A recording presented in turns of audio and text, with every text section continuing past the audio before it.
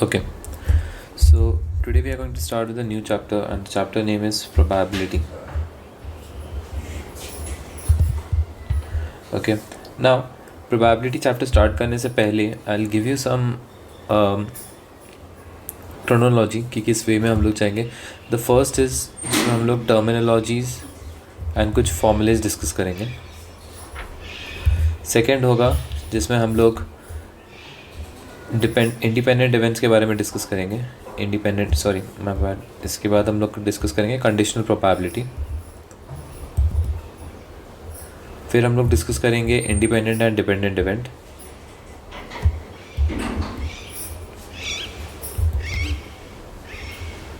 और लास्ट हम लोग डिस्कस करेंगे बेस थ्योरम. सो ये जो पार्ट है इसमें सिर्फ ये CBSE वालों के लिए इम्पोर्टेंट है. ISC वालों में एक एडिशनल चीज़ आ जाती है, वो है प्रोबेबिलिटी डिस्ट्रीब्यूशन. ओके, सो सबसे पहले हम लोग टर्मिनोलॉजीज एंड फार्मूलाज डिस्कस करते हैं.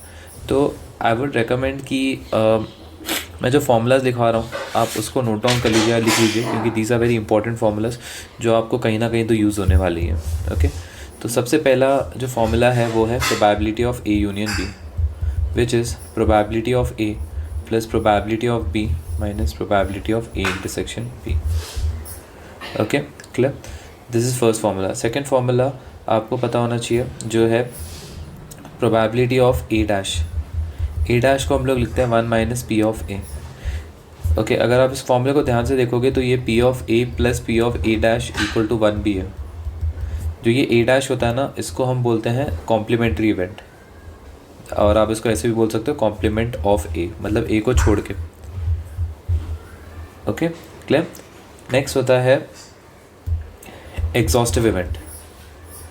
हमेशा याद रखना, एग्जॉस्टिव इवेंट प्रोबेबिलिटी वाले केस में उसका P of A union B हमेशा 1 होता है.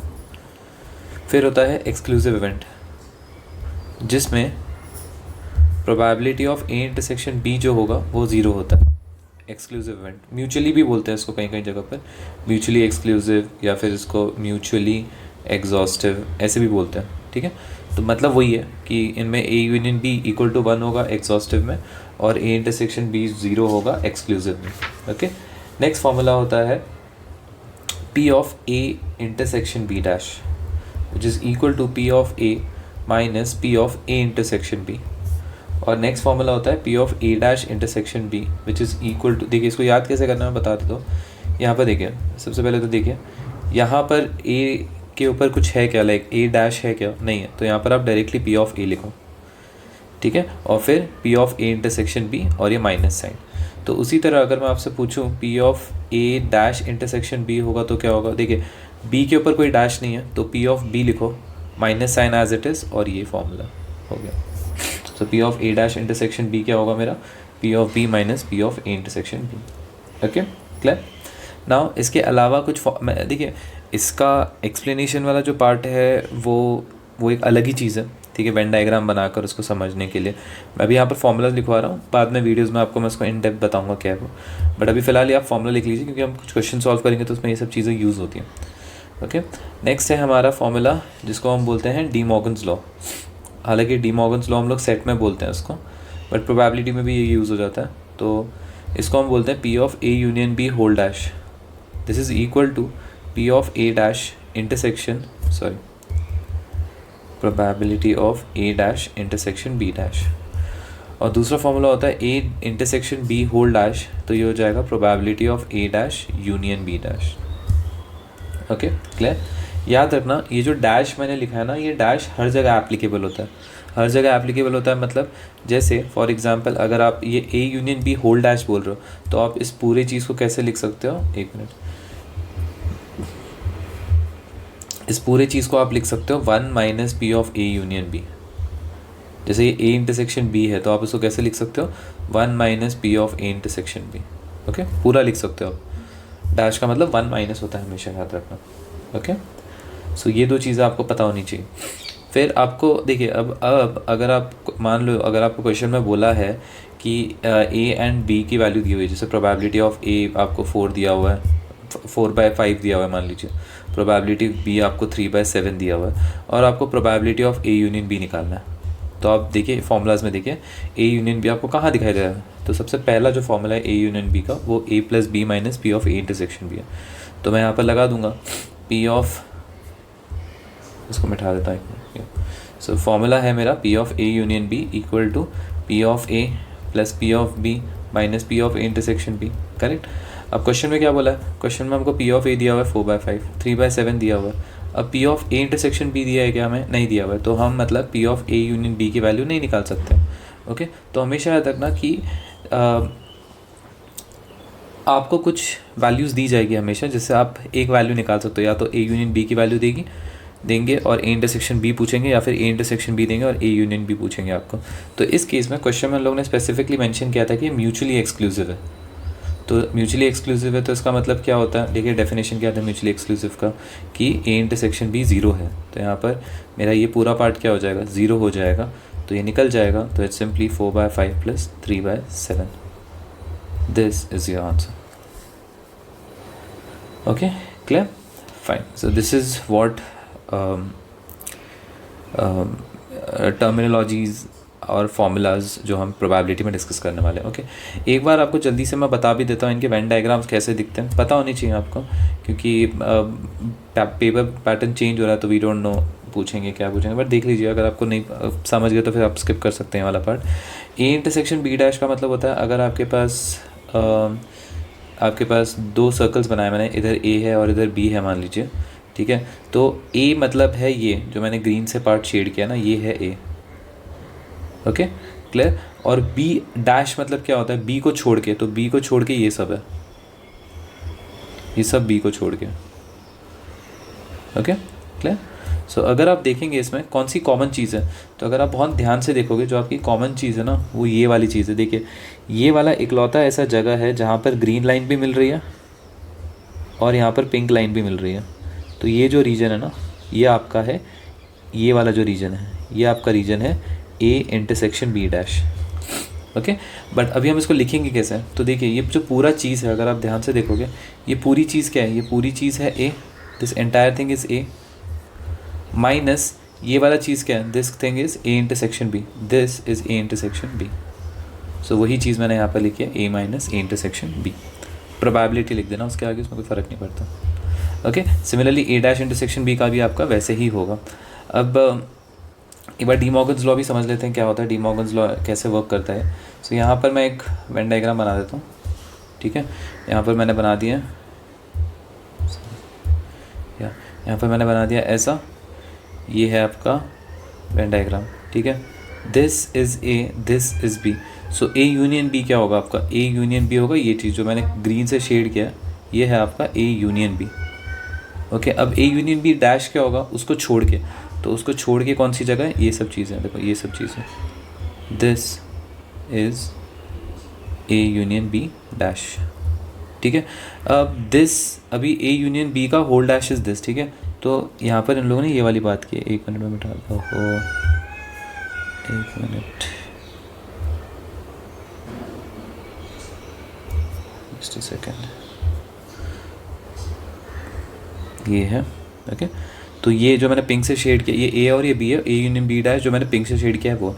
अब अगर आप देखेंगे ए डैश, अगर आप, ये तो इसका वेन डायग्राम हो गया, ठीक है। अब इसके वेन डायग्राम की बात करते हैं। तो इसका वेन डायग्राम अगर आप ध्यान से देखोगे तो ए डैश मतलब क्या है, ए को छोड़ के, ये ए को छोड़ के, ये ए है और ये बी है, ए को छोड़ के कौन सा रीजन होगा, ये सब, करेक्ट। और बी को छोड़ के कौन सा रीजन होगा, ये सब।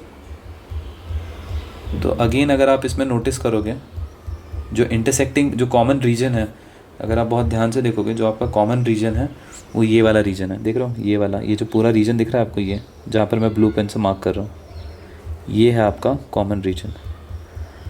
तो अगर आप इसको और इसको कंपेयर करोगे तो आप देखोगे कि सर्कल के बाहर वाला जो सर्कल के बाहर वाला रीजन है, हमें यहाँ पर भी वही मिला है, और यहाँ पर भी जो सर्कल के बाहर वाला रीजन है वो भी हमें यहाँ पर ही मिला। सो ये डी मॉर्गन्स लॉ का प्रूफ है। Okay, but very rare chance ऐसे पूछा जाएगा। ओके, सो आप स्किप कर सकते हो ये वाला पार्ट, ठीक है, fine. So this is what terminologies and formulas वाले पार्ट हैं। इसमें बहुत सारे फार्मूलाज है, डिपेंडेंट और इंडिपेंडेंट इवेंट वाले भी है, वो मैं जब आपको उसके पार्ट पढ़ाऊँगा तब मैं आपको उसके फार्मूलाज भी लिखवा दूँगा। ओके, ये बेसिक हैं, प्रोबेबिलिटी के, जो आप लोगों ने 11th स्टैंडर्ड में पढ़ा था। ओके, सो एक दो इससे रिलेटेड कुछ क्वेश्चन प्रैक्टिस कर लेते हैं। सो एक क्वेश्चन करवाया था मैंने आज क्लास में। क्वेश्चन था सो क्वेश्चन ऐसा था कि P ऑफ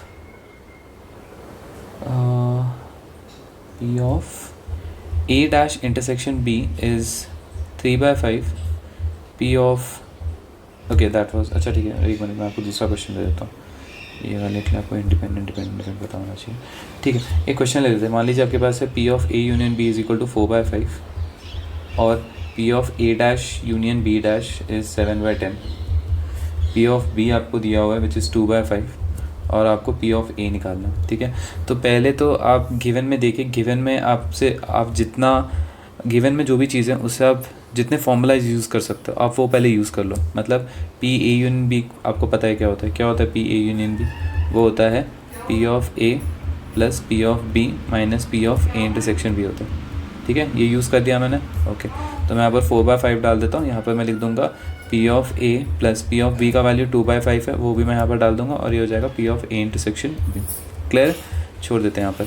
अब हम क्या करेंगे, अब हम आते हैं, इसके आगे आप कुछ नहीं कर सकते, बस यहाँ पर डेड एंड है, इसके आगे कुछ नहीं कर सकते आप। ओके, अब हम दूसरा वाला चीज़ यूज़ करते हैं, ये वाला चीज़ A डैश यूनियन B का मैंने आपको, अगर आप फॉर्मूला देखोगे तो मैंने आपको बताया A dash union B dash का फॉर्मूला क्या होता है, is equal to P of A intersection B dash. मतलब you can also write it as 1 minus P of A intersection B। Correct, ऐसा लिख सकता हूँ। तो इसका फॉर्मूला आपको पता है कितना है, 7/10 है। इसका वैल्यू सॉरी आपको पता है वो 7/10 है, तो मैं यहाँ पर 7/10 लिख दूँगा। तो ये हो जाएगा आपका, ये हो जाएगा आपका 1 minus 7/10 is equal to P of A intersection B। तो कितना आएगा A इंटरसेक्शन B आपका, A इंटरसेक्शन B आएगा 3/10। आ गया 3/10। अब मैं ये वाली वैल्यू इधर डाल दूँगा, तो इधर डालूँगा तो क्या होगा 4/5 equal to P of A plus 2/5 minus 3/10। अब आप इसमें इसको इधर लेकर चले जाओ, इसको इधर लेकर चले जाओ, P of A is equal to 4/5 minus 2/5 plus 3/10। LCM लोगे अगर आप तो 10 कॉमन आएगा, 8 हो जाएगा, फिर 4 हो जाएगा plus 3, so 8 minus 4 plus 3, 7/10 is the answer. Okay, clear. So ऐसे जो प्रोबेबिलिटी ऑफ A 7/10। ठीक है, तो बस बहुत सिंपल क्वेश्चंस होते हैं। आपको जो गिवन चीज़ होता है उसको यूज़ करके आपको फॉर्मूलाज बनाने पड़ते हैं और देखना पड़ता है आप कहाँ तक जा रहे हो। फिर आप दूसरा गिवन चीज़ यूज़ करो और देखो कि उससे कोई वैल्यूज़ निकलती हैं क्या। ठीक है, और ट्राई करने की कोशिश करो। ठीक है, अगर कोई वैल्यू निकलती है तो उसको इसमें डाल दो या फिर कुछ भी बन सकता है। ओके, तो but what I am trying to say इसकी जो दोनों चीज़ें हैं, गिवन चीज़ें, उसको यूज़ करो क्योंकि वही चीज़ यूज़ होती है उसमें क्वेश्चन सॉल्व करने में। Okay fine, so this is what the first part is. Okay, now I'll discuss the second part, which is conditional probability. Now what is conditional probability? So as the name suggests कि conditional probability में हमेशा एक condition होती है, एक condition specify की जाती है और उसका formula होता है एक। मैं पहले फॉर्मूला लिख देता हूँ फिर आपको कॉन्सेप्ट बताऊँगा क्या होता है। P of A by B हम इसको फॉर्मूला लिखते हैं P of A intersection B upon P of B। Okay, इसको हम पढ़ते कैसे हैं, इसको हम पढ़ते हैं probability of A given that B has occur. Probability of A given that B has occur, probability of A given that B has occur, इसको हम ऐसा लिखते हैं। Okay fine. अब अच्छा, सो इसको हम सॉल्व कैसे करते हैं। ठीक है, बहुत सिंपल तरीका होता है इसको करने का। देखिए, मैं हमेशा ये मेथड पढ़ाता हूँ, थोड़ा इजी रहता है कि प्रोबेबिलिटी, जो कंडीशन प्रोबेबिलिटी की क्वेश्चन होती है ना, हमेशा उसमें कंडीशन दी जाती है। एक चीज़ होती है जो हमेशा गिवन रहती है। ठीक है, तो कभी भी आपको अगर ऐसे क्वेश्चन में बोला है कि गिवन दैट, ठीक है, इफ़ इट इज़ नोन, ऐसे कभी भी कोई कंडीशन होगी तो समझ जाना कि वो कंडीशनल प्रोबेबिलिटी है। एक minute, just a second.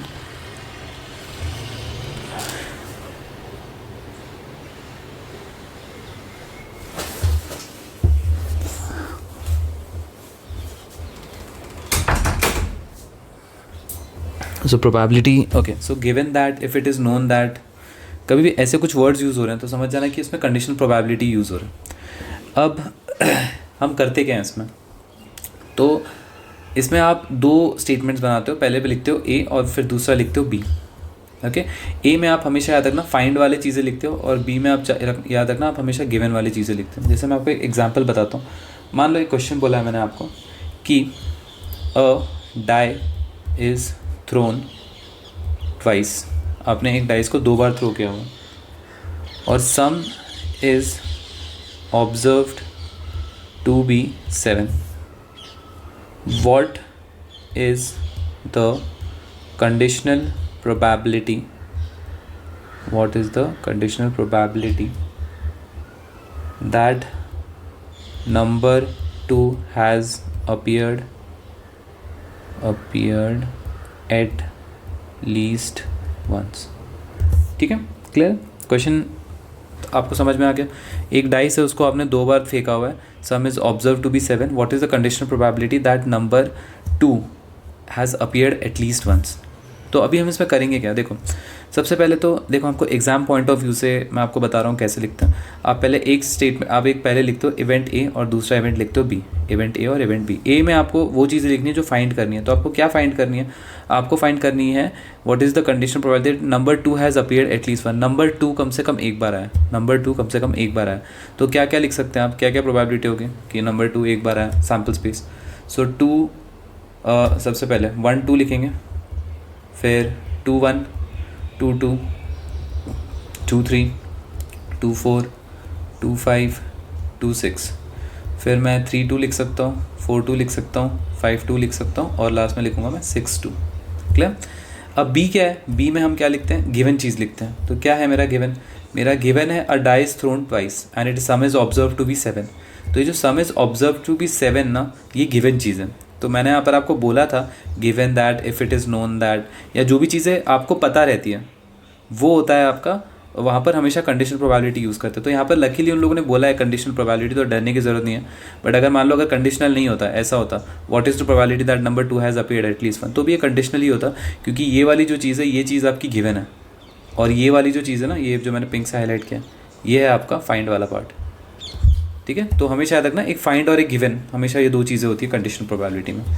So okay fine, अब मैं गिवन में लिख देता हूँ। गिवन में क्या है मेरा, a dice thrown twice, sum is observe to be 7, sum 7 आना चाहिए। तो कहाँ कहाँ 7 आ सकते हैं मुझे, 1 6 पे आ सकता है, 2 5 पे आ सकता है, 3 4 पे आ सकता है, 4 3 पे आ सकता है, 5 2 पे आ सकता है, और 6 1 पे आ सकता है। करेक्ट।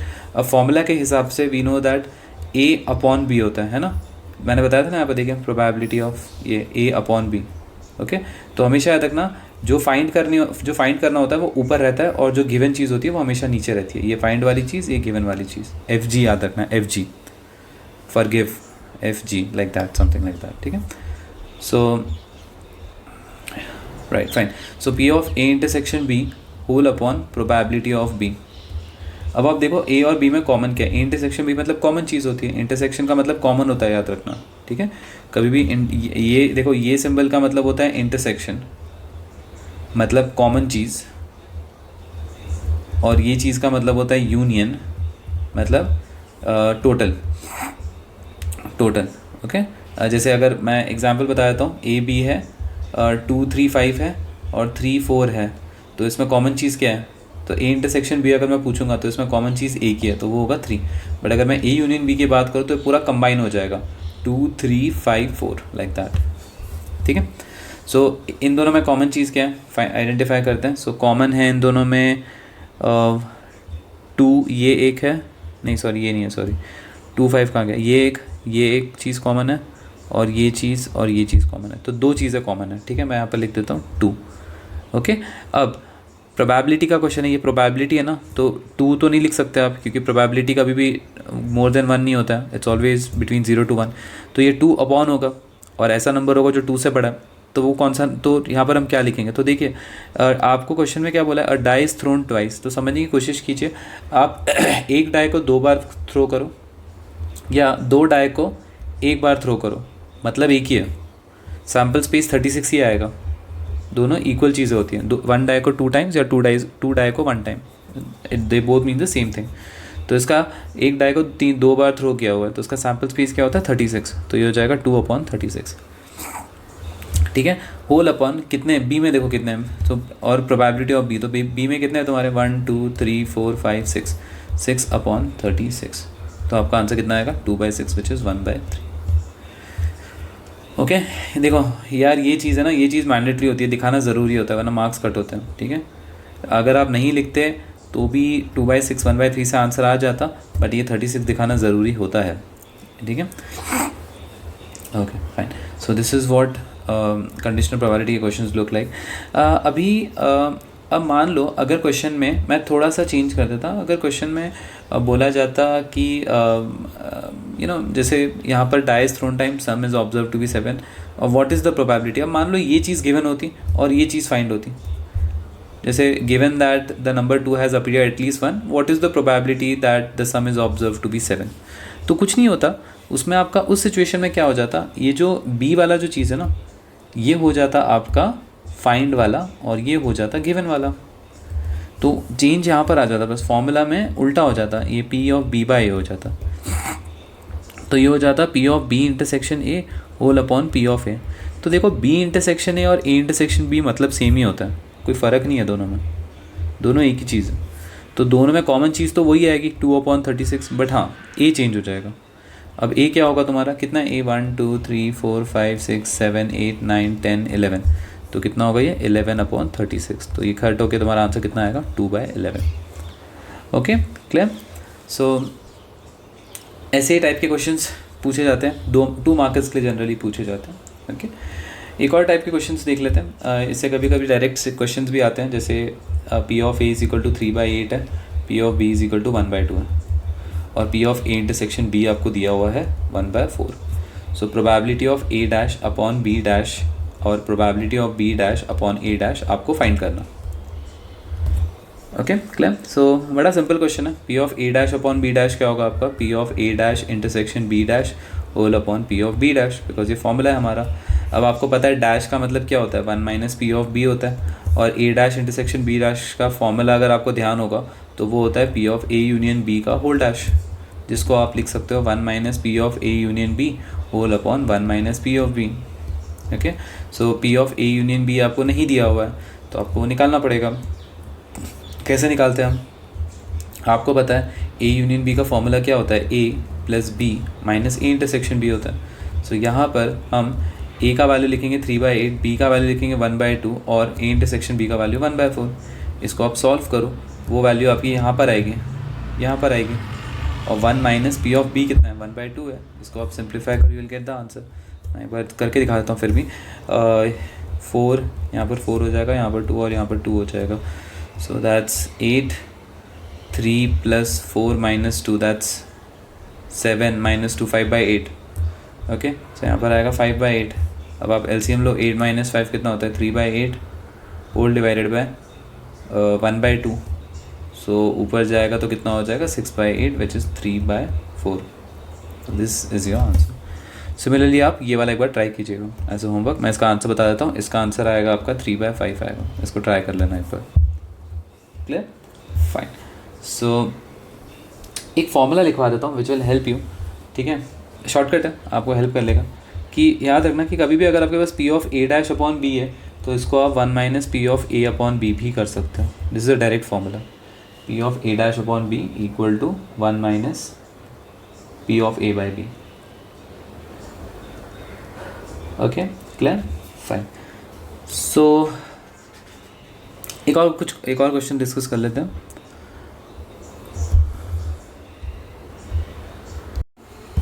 नाउ जो नेक्स्ट पार्ट है वो है कंडीशनल प्रोबेबिलिटी वाले पे कुछ और 2-3 क्वेश्चन डिस्कस कर लेते हैं। मान लीजिए आपके पास एक क्वेश्चन है कि 12 cards are numbered 1 to 12।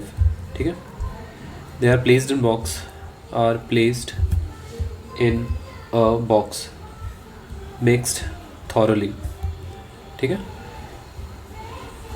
and card is drawn and a card is drawn at random if it is known that the number on drawn card is more than 3।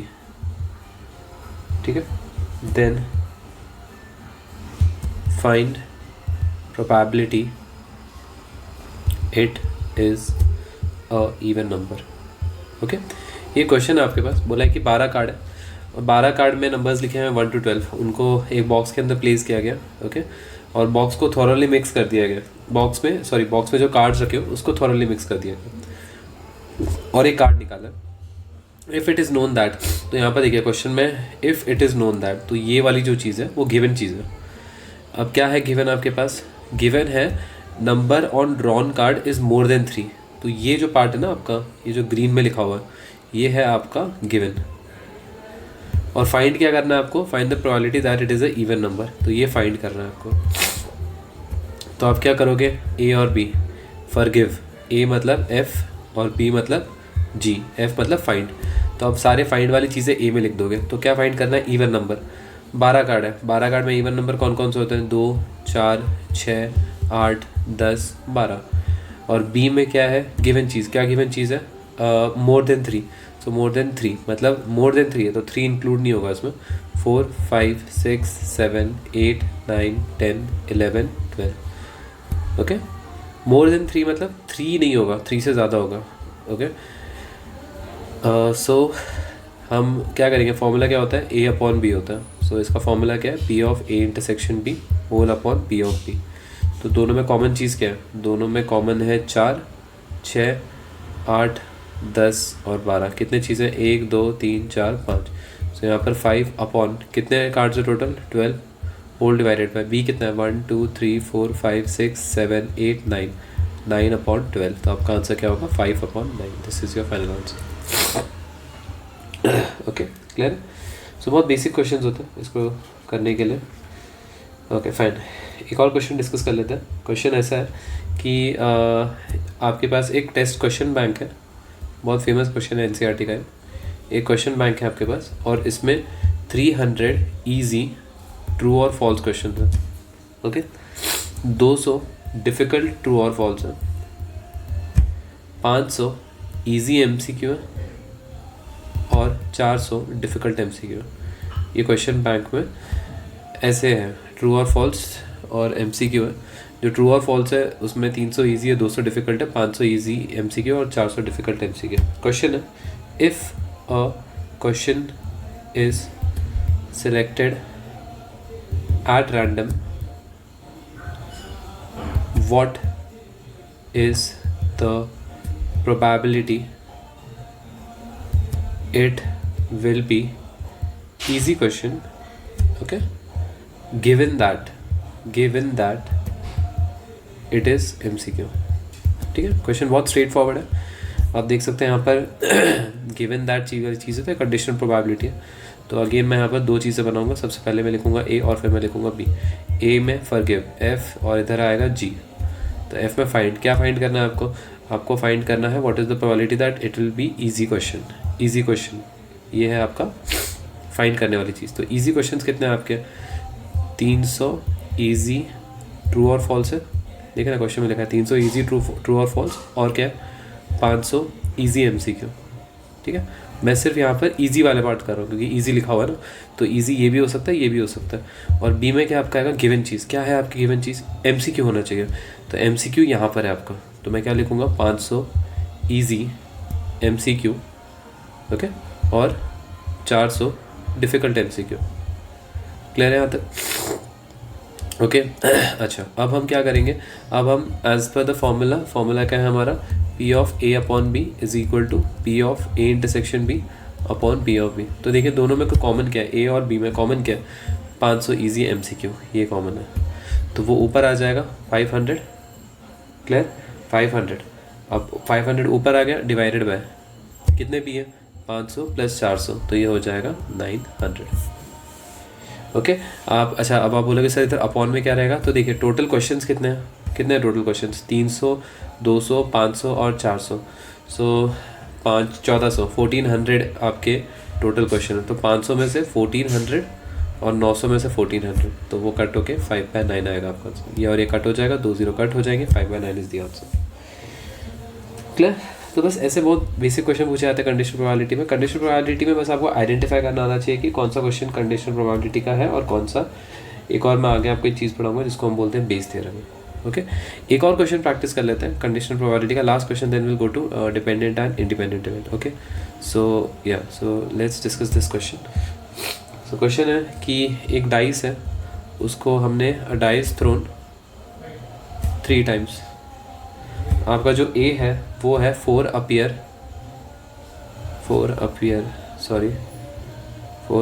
है, ये अपीयर ऑन थर्ड टॉस। और जो B है 6 and 5 appear on first 2 toss. ठीक है, तो आपको P of A by B निकालना है। तो बहुत स्ट्रेट फॉरवर्ड क्वेश्चन है। हम लोग इसमें P of A intersection B upon P of B करेंगे। तो देखिए, बी वाला पार्ट अगर आप देखोगे, ए लिखेंगे हम यहाँ पर, बी लिखेंगे। अब जो बी वाला पार्ट है वो लिखना थोड़ा सिंपल है, क्योंकि 6 आया फर्स्ट डाइस पे, 5 देखो डाइस थ्रोन 3 टाइम्स बोला, एक डाइस इधर है, एक डाइस इधर है, एक डाइस इधर है, मैंने 3 बार थ्रो किया। मतलब यहाँ पर हो सकता है आपका 1 है, यहाँ पर हो सकता है 1 है, हो सकता है 1 है, हो सकता है यहाँ पर 1 आए, 1 आए, 2 आए, 1 आए, 1 आए, 3 आए, 1 आए, 1 आए, 4 आए। ऐसे करते करते करते आपके टोटल अगर आप देखोगे ना, आपके 216 वेज बनेंगे, 216 वेज। ये मैंने कैसे निकाला, देखिए, डाइस कभी भी आप कोई चीज़ थ्रो करते हो, चाहे डाइस हो, कॉइन हो, हमेशा याद रखना फॉर्मूला होता है outcome raise to number of times tossed. जैसे अगर मान लो आपके पास एक कॉइन है, कॉइन को आपने 4 बार टॉस किया, तो कॉइन के आउटकम कितने होते हैं, 2 होते हैं, और आपने उसको 4 बार टॉस किया, सो 2 raised to 4 कितना हो जाएगा आंसर, 16। तो 16 इज़ द आंसर। तो इस केस में आपका डाइस थ्रोन 3 टाइम्स है, तो एक डाइस को आपने, तो एक डाइस के आउटकम कितने होते हैं, 6 होते हैं, और कितनी बार थ्रो किया, 3 किया, तो 216 होगा। ठीक है, वैसे मैंने आइडेंटिफाई किया। सो टोटल 216 वेज बनेंगे। ओके, तो अगर मैं बोलूँ 4 appear on the third toss, तो ऐसे कितने बनेंगे, बहुत सारे बनेंगे। क्यों, क्योंकि आपका 1 1 4 बन सकता है, 1 2 4 बन सकता है, 1 3 4 बन सकता है ना। ऐसे ऐसे आपका 1 6 4 तक जा सकता है। फिर उसी तरह आपका बनेगा 2 1 4 2 2 4, है ना। ऐसे करते करते करते बहुत सारे बनेंगे। सो टोटल इसमें आपके बनेंगे अच्छे खासे, लाइक 36 बनेंगे टोटल। ओके, तो या so there are total 6 ways, 36 ways मेरे बात, सॉरी, कि आपको ए मिल सकता है ना। बी थोड़ा स्ट्रेट फॉरवर्ड है, क्योंकि आपको बोले पता है कि 6 और 5 फर्स्ट सेकेंड पे है, मतलब थर्ड पे 1 आ सकता है, या आपका ऐसा भी हो सकता है कि 6 5 2 आ सकता है, या आपका ऐसा भी हो सकता है 6 5 3 6 5 4 6 5 5 6 5 6, ऐसा हो सकता है। तो बी बहुत स्ट्रेट फॉरवर्ड है। ए में बहुत सारे नंबर्स आएंगे। ठीक है, तो आप सोचोगे कि क्या हमें पूरे 36 नंबर्स लिखने की ज़रूरत है, बिल्कुल नहीं। ठीक है, हमें 36 नंबर्स, ये जो पूरे 36 है ना, ये पूरे लिखने की ज़रूरत नहीं है। फिर आप सोचोगे ओके, अगर हमें नहीं लिखने की ज़रूरत है तो हम इन दोनों में कॉमन चीज़ें, जैसे देखो ये फॉर्मूला में आप बी तो लिख दोगे, कितने बी, 1 2 3 4 5 6, यहाँ पर तो 6 आ जाएगा, कोई प्रॉब्लम नहीं है। बट ये वाला चीज़ है ना, ए इंटरसेक्शन बी, वो हम कैसे निकालेंगे। तो देखिए, आपको इन दोनों में कॉमन चीज़ क्या है वो देखनी है। मतलब एक ऐसी कॉमन चीज़ देखनी है आपको कि बी की कंडीशन भी सेटिस्फाई हो रही है और ए की कंडीशन भी सेटिस्फाई हो रही है। क्या है बी की कंडीशन, कि पहले बी की कंडीशन ये है कि फर्स्ट 2 पे 6 और 5 आना चाहिए, और ए की कंडीशन क्या है, लास्ट में 4 आना चाहिए। तो ऐसा कौन सा नंबर है जो बी को भी सेटिस्फाई करता है, ए को भी सेटिस्फाई करता है, इट्स 6 5 4। मतलब जब आप ये नंबर लिखोगे, यहाँ पर एक नंबर होगा 6 6 2 6 6 3, सॉरी लास्ट में 4 आना चाहिए ना, राइट। सो ऐसा एक नंबर आएगा आपका 6 1 4 6 2 4 6 3 4 6 4 4 6 5 4 और 6 6 4। तो अगर आप देखोगे, पहले वाले का 6 और पहले वाले का 4 लास्ट में, वो ये वाली फर्स्ट कंडीशन हो गई मेरी, और 6 और 5 वाली जो है मेरी सेकंड कंडीशन हो गई। तो 6 5 4 is the only number which is common between B and A. So इसका इंटरसेक्शन क्या होगा, 1 होगा। तो आंसर क्या है, 1/6। ओके, बहुत ही स्ट्रेट फॉरवर्ड क्वेश्चन था। अगर मान लो यहाँ पर 4 की जगह अगर मान लो 3 होता और 6 5 और सेम चीज़ होती, तो कॉमन नंबर क्या होता था, 6 5 3 होता था, क्योंकि 6 फर्स्ट और सेकंड पे 6 और 5 आ रहा है, और जो थर्ड है उस पर 3 आना चाहिए। सो 6 5 3 इज़ ओनली देयर। तो मैं आंसर क्या लिखता, तो भी 1 ही होता, मेरा आंसर 1/6 ही होता था। ओके, तो बहुत ही स्ट्रेट फॉरवर्ड क्वेश्चन था। So this is all about conditional probability. Okay, now we'll discuss the next part, which is dependent and independent event. Okay, so as the name suggest, देखिए wait a second, इसको थोड़ा zoom in करके, या so as the name suggest, independent event क्या होता है? ऐसे event जो एक दूसरे पे डिपेंड नहीं करते. मतलब अगर मान लीजिए कोई इवेंट है ए और इवेंट बी है, तो इन दोनों के बीच में कोई रिलेशन नहीं होगा, या जो इवेंट ए चल रहा होगा ना वो बी को अफेक्ट नहीं करेगा, और इवेंट जो बी चल रहा होगा ना वो ए को अफेक्ट नहीं करेगा. ठीक है, ये डिफरेंस होता है इंडिपेंडेंट इवेंट में. जैसे फॉर एग्जांपल मान लीजिए अगर मैं बोलता हूँ क्लास में 2 बच्चे हैं, ठीक है, इसका मार्क्स मैथ्स में लाने का 80/100 है, और इसका मार्क्स मैथ्स में लाने का 69/100 है. तो ये ए है और ये बी है. तो अब मुझे बताइए कि ये जो बच्चा जो पहला बच्चा है, ये जो परफॉर्म कर रहा है, इसका बी पे कोई डिपेंडेंट नहीं है. मतलब ऐसा नहीं है कि ये जो बी वाला जो बच्चा है वो अगर अच्छा करेगा तो मैं अच्छा करूँगा, या वो बुरा करेगा तो मैं बुरा करूँगा. ऐसा है ही नहीं. ये दोनों इंडिपेंडेंट इवेंट हैं, कुछ लेना देना नहीं है इन दोनों का. तो ऐसे इवेंट्स को हम इंडिपेंडेंट इवेंट बोलते हैं. क्लियर है, समझ गए? तो ये होता है इंडिपेंडेंट इवेंट. अब डिपेंडेंट इवेंट क्या होता है? डिपेंडेंट इवेंट होता है जैसे मान लीजिए आपका है कि फॉर एग्जांपल मान लो आप कहीं पिकनिक के लिए जा रहे हो और आपने बोला कि भाई अगर बारिश होगी तो मैं अपनी कार निकालूंगा, बट अगर बारिश नहीं होगी तो मैं बाइक से जाऊंगा. तो ये हो जाता है मेरा डिपेंडेंट इवेंट. यहाँ पर आप डिपेंड कर रहे हो, क्या कर रहे हो कि जो कार निकालना वो किस पे डिपेंड कर रहा है, बारिश होगी या नहीं होगी. उसी तरह जो वो बाइक निकाल रहे हो वो किस पे डिपेंड कर रहा है, जो बाइक निकाल रहे हो वो बारिश पे डिपेंड कर रहा है. अगर नहीं होगी तो आप बाइक निकालोगे. सो this is called independent event. Okay, जैसे इसको एक और अच्छे एग्जांपल से बता देता हूँ. देखिए अगर आपके पास एक बॉक्स है, ठीक है, अब मैं यहाँ पर एक कॉन्सेप्ट समझाने वाला हूँ. उस कॉन्सेप्ट का नाम है विथ रिप्लेसमेंट और and without replacement. So there are 2 types of concept, with replacement and without replacement. तो विथ रिप्लेसमेंट का मतलब क्या होता है? So as the name suggest, with replacement का मतलब होता है आप चीज़ों को रिप्लेस करते हो. जैसे मान लीजिए आपके पास है 4 ब्लैक बॉल और 3 ग्रीन बॉल है, ठीक है. अब आपने यहाँ से एक ब्लैक बॉल निकाल के इधर साइड में रख दिया. तो इसकी पहले तो यहाँ से ब्लैक बॉल सिलेक्ट होने की प्रोबेबिलिटी कितनी है? कितने ब्लैक बॉल है? 4 बॉल है, और टोटल बॉल कितने हैं? 7. तो 4/7 होगा. करेक्ट. अब आपने क्या किया, देख लिया कि ये एक ब्लैक बॉल है. अब आपने क्या किया, ये ब्लैक बॉल को वापस अंदर डाल दिया. देखिए समझने की कोशिश कीजिए. आपने यहाँ पर ब्लैक बॉल निकाला, 4/7 है. जब आप निकालोगे तो आपके बैग में कितने ब्लैक बॉल बचेंगे? अभी आपके बैग में हो गए 3 ब्लैक बॉल हो गए, क्योंकि एक ब्लैक बॉल बाहर आ चुका है. टोटल कितने थे? 4 ब्लैक और 3 ग्रीन थे. याद रखो, 4 ब्लैक और 3 ग्रीन.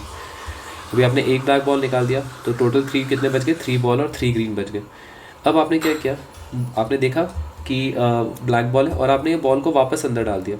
ये बॉल को वापस अंदर डाल दिया. तो जब आप वापस अंदर डालोगे तो कितना हो जाएगा? 4 ब्लैक बॉल 3 ग्रीन बॉल. ठीक है, समझिए. अब आपने क्या किया, आपने दूसरी बार भी निकाला ब्लैक बॉल. तो वापस दूसरी बार ब्लैक बॉल जब आप निकालोगे तो क्या होगा उसका प्रोबेबिलिटी? अगेन 4/7. तो this is called with replacement. With replacement में क्या होता है? You take out C and again put it in bag. Again put it in bag या बॉक्स, जो भी है. This is called with replacement. Okay, now just a second.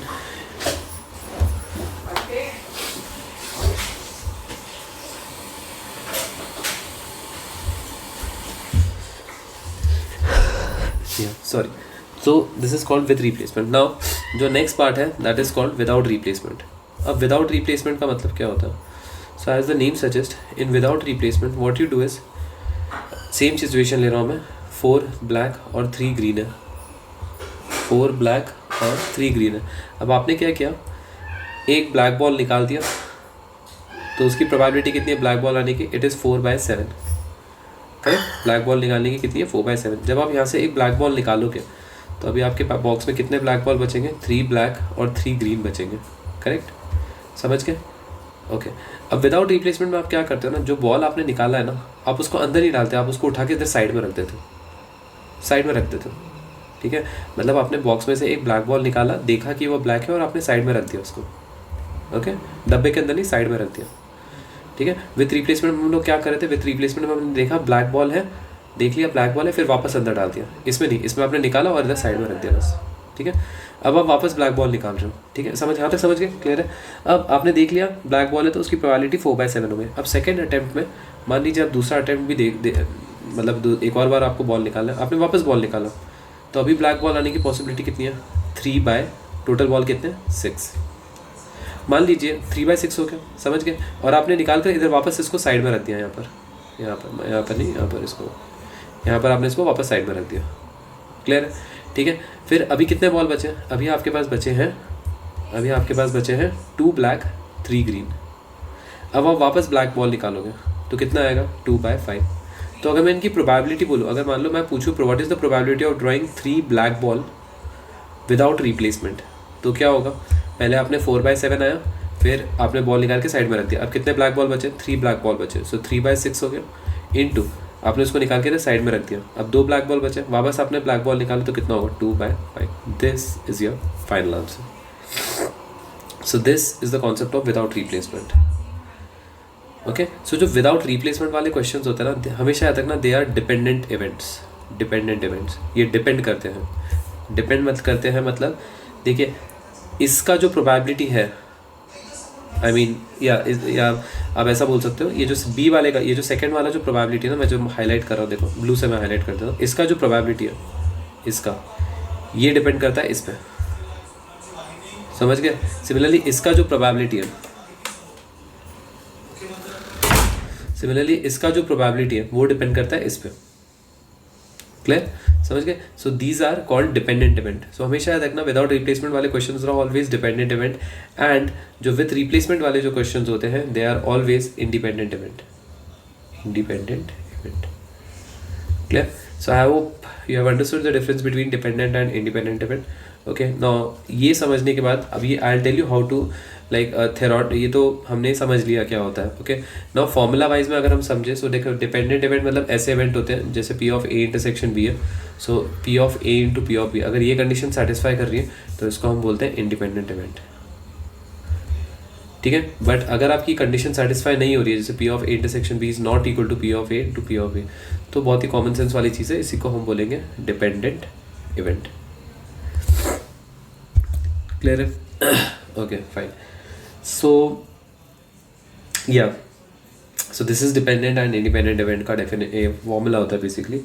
अब questions में आपको आइडेंटिफाई करना पड़ेगा कि डिपेंडेंट इवेंट कौन से और इंडिपेंडेंट इवेंट कौन से। ओके, तो जैसे आपको एक एग्जांपल देता हूँ मैं, ठीक है। मान लीजिए अगर मैंने बोला है आपको A and B are independent event, ठीक है, ये क्वेश्चन है आपका एक, और आपको बोला है प्रोबेबिलिटी ऑफ A जो है वो लेट्स से 3/4 है, प्रोबेबिलिटी ऑफ B जो है लेट्स से वो 5/6 है, और प्रोबेबिलिटी ऑफ A सो आपको probability of A union B निकालना है। This is what you have to find out, ठीक है। अब आप बोलोगे कि अब देखो सबसे पहले तो A यूनियन B का फॉर्मूला लगाओगे आप। क्या है A यूनियन B का फॉर्मूला है A plus B minus A intersection B, correct.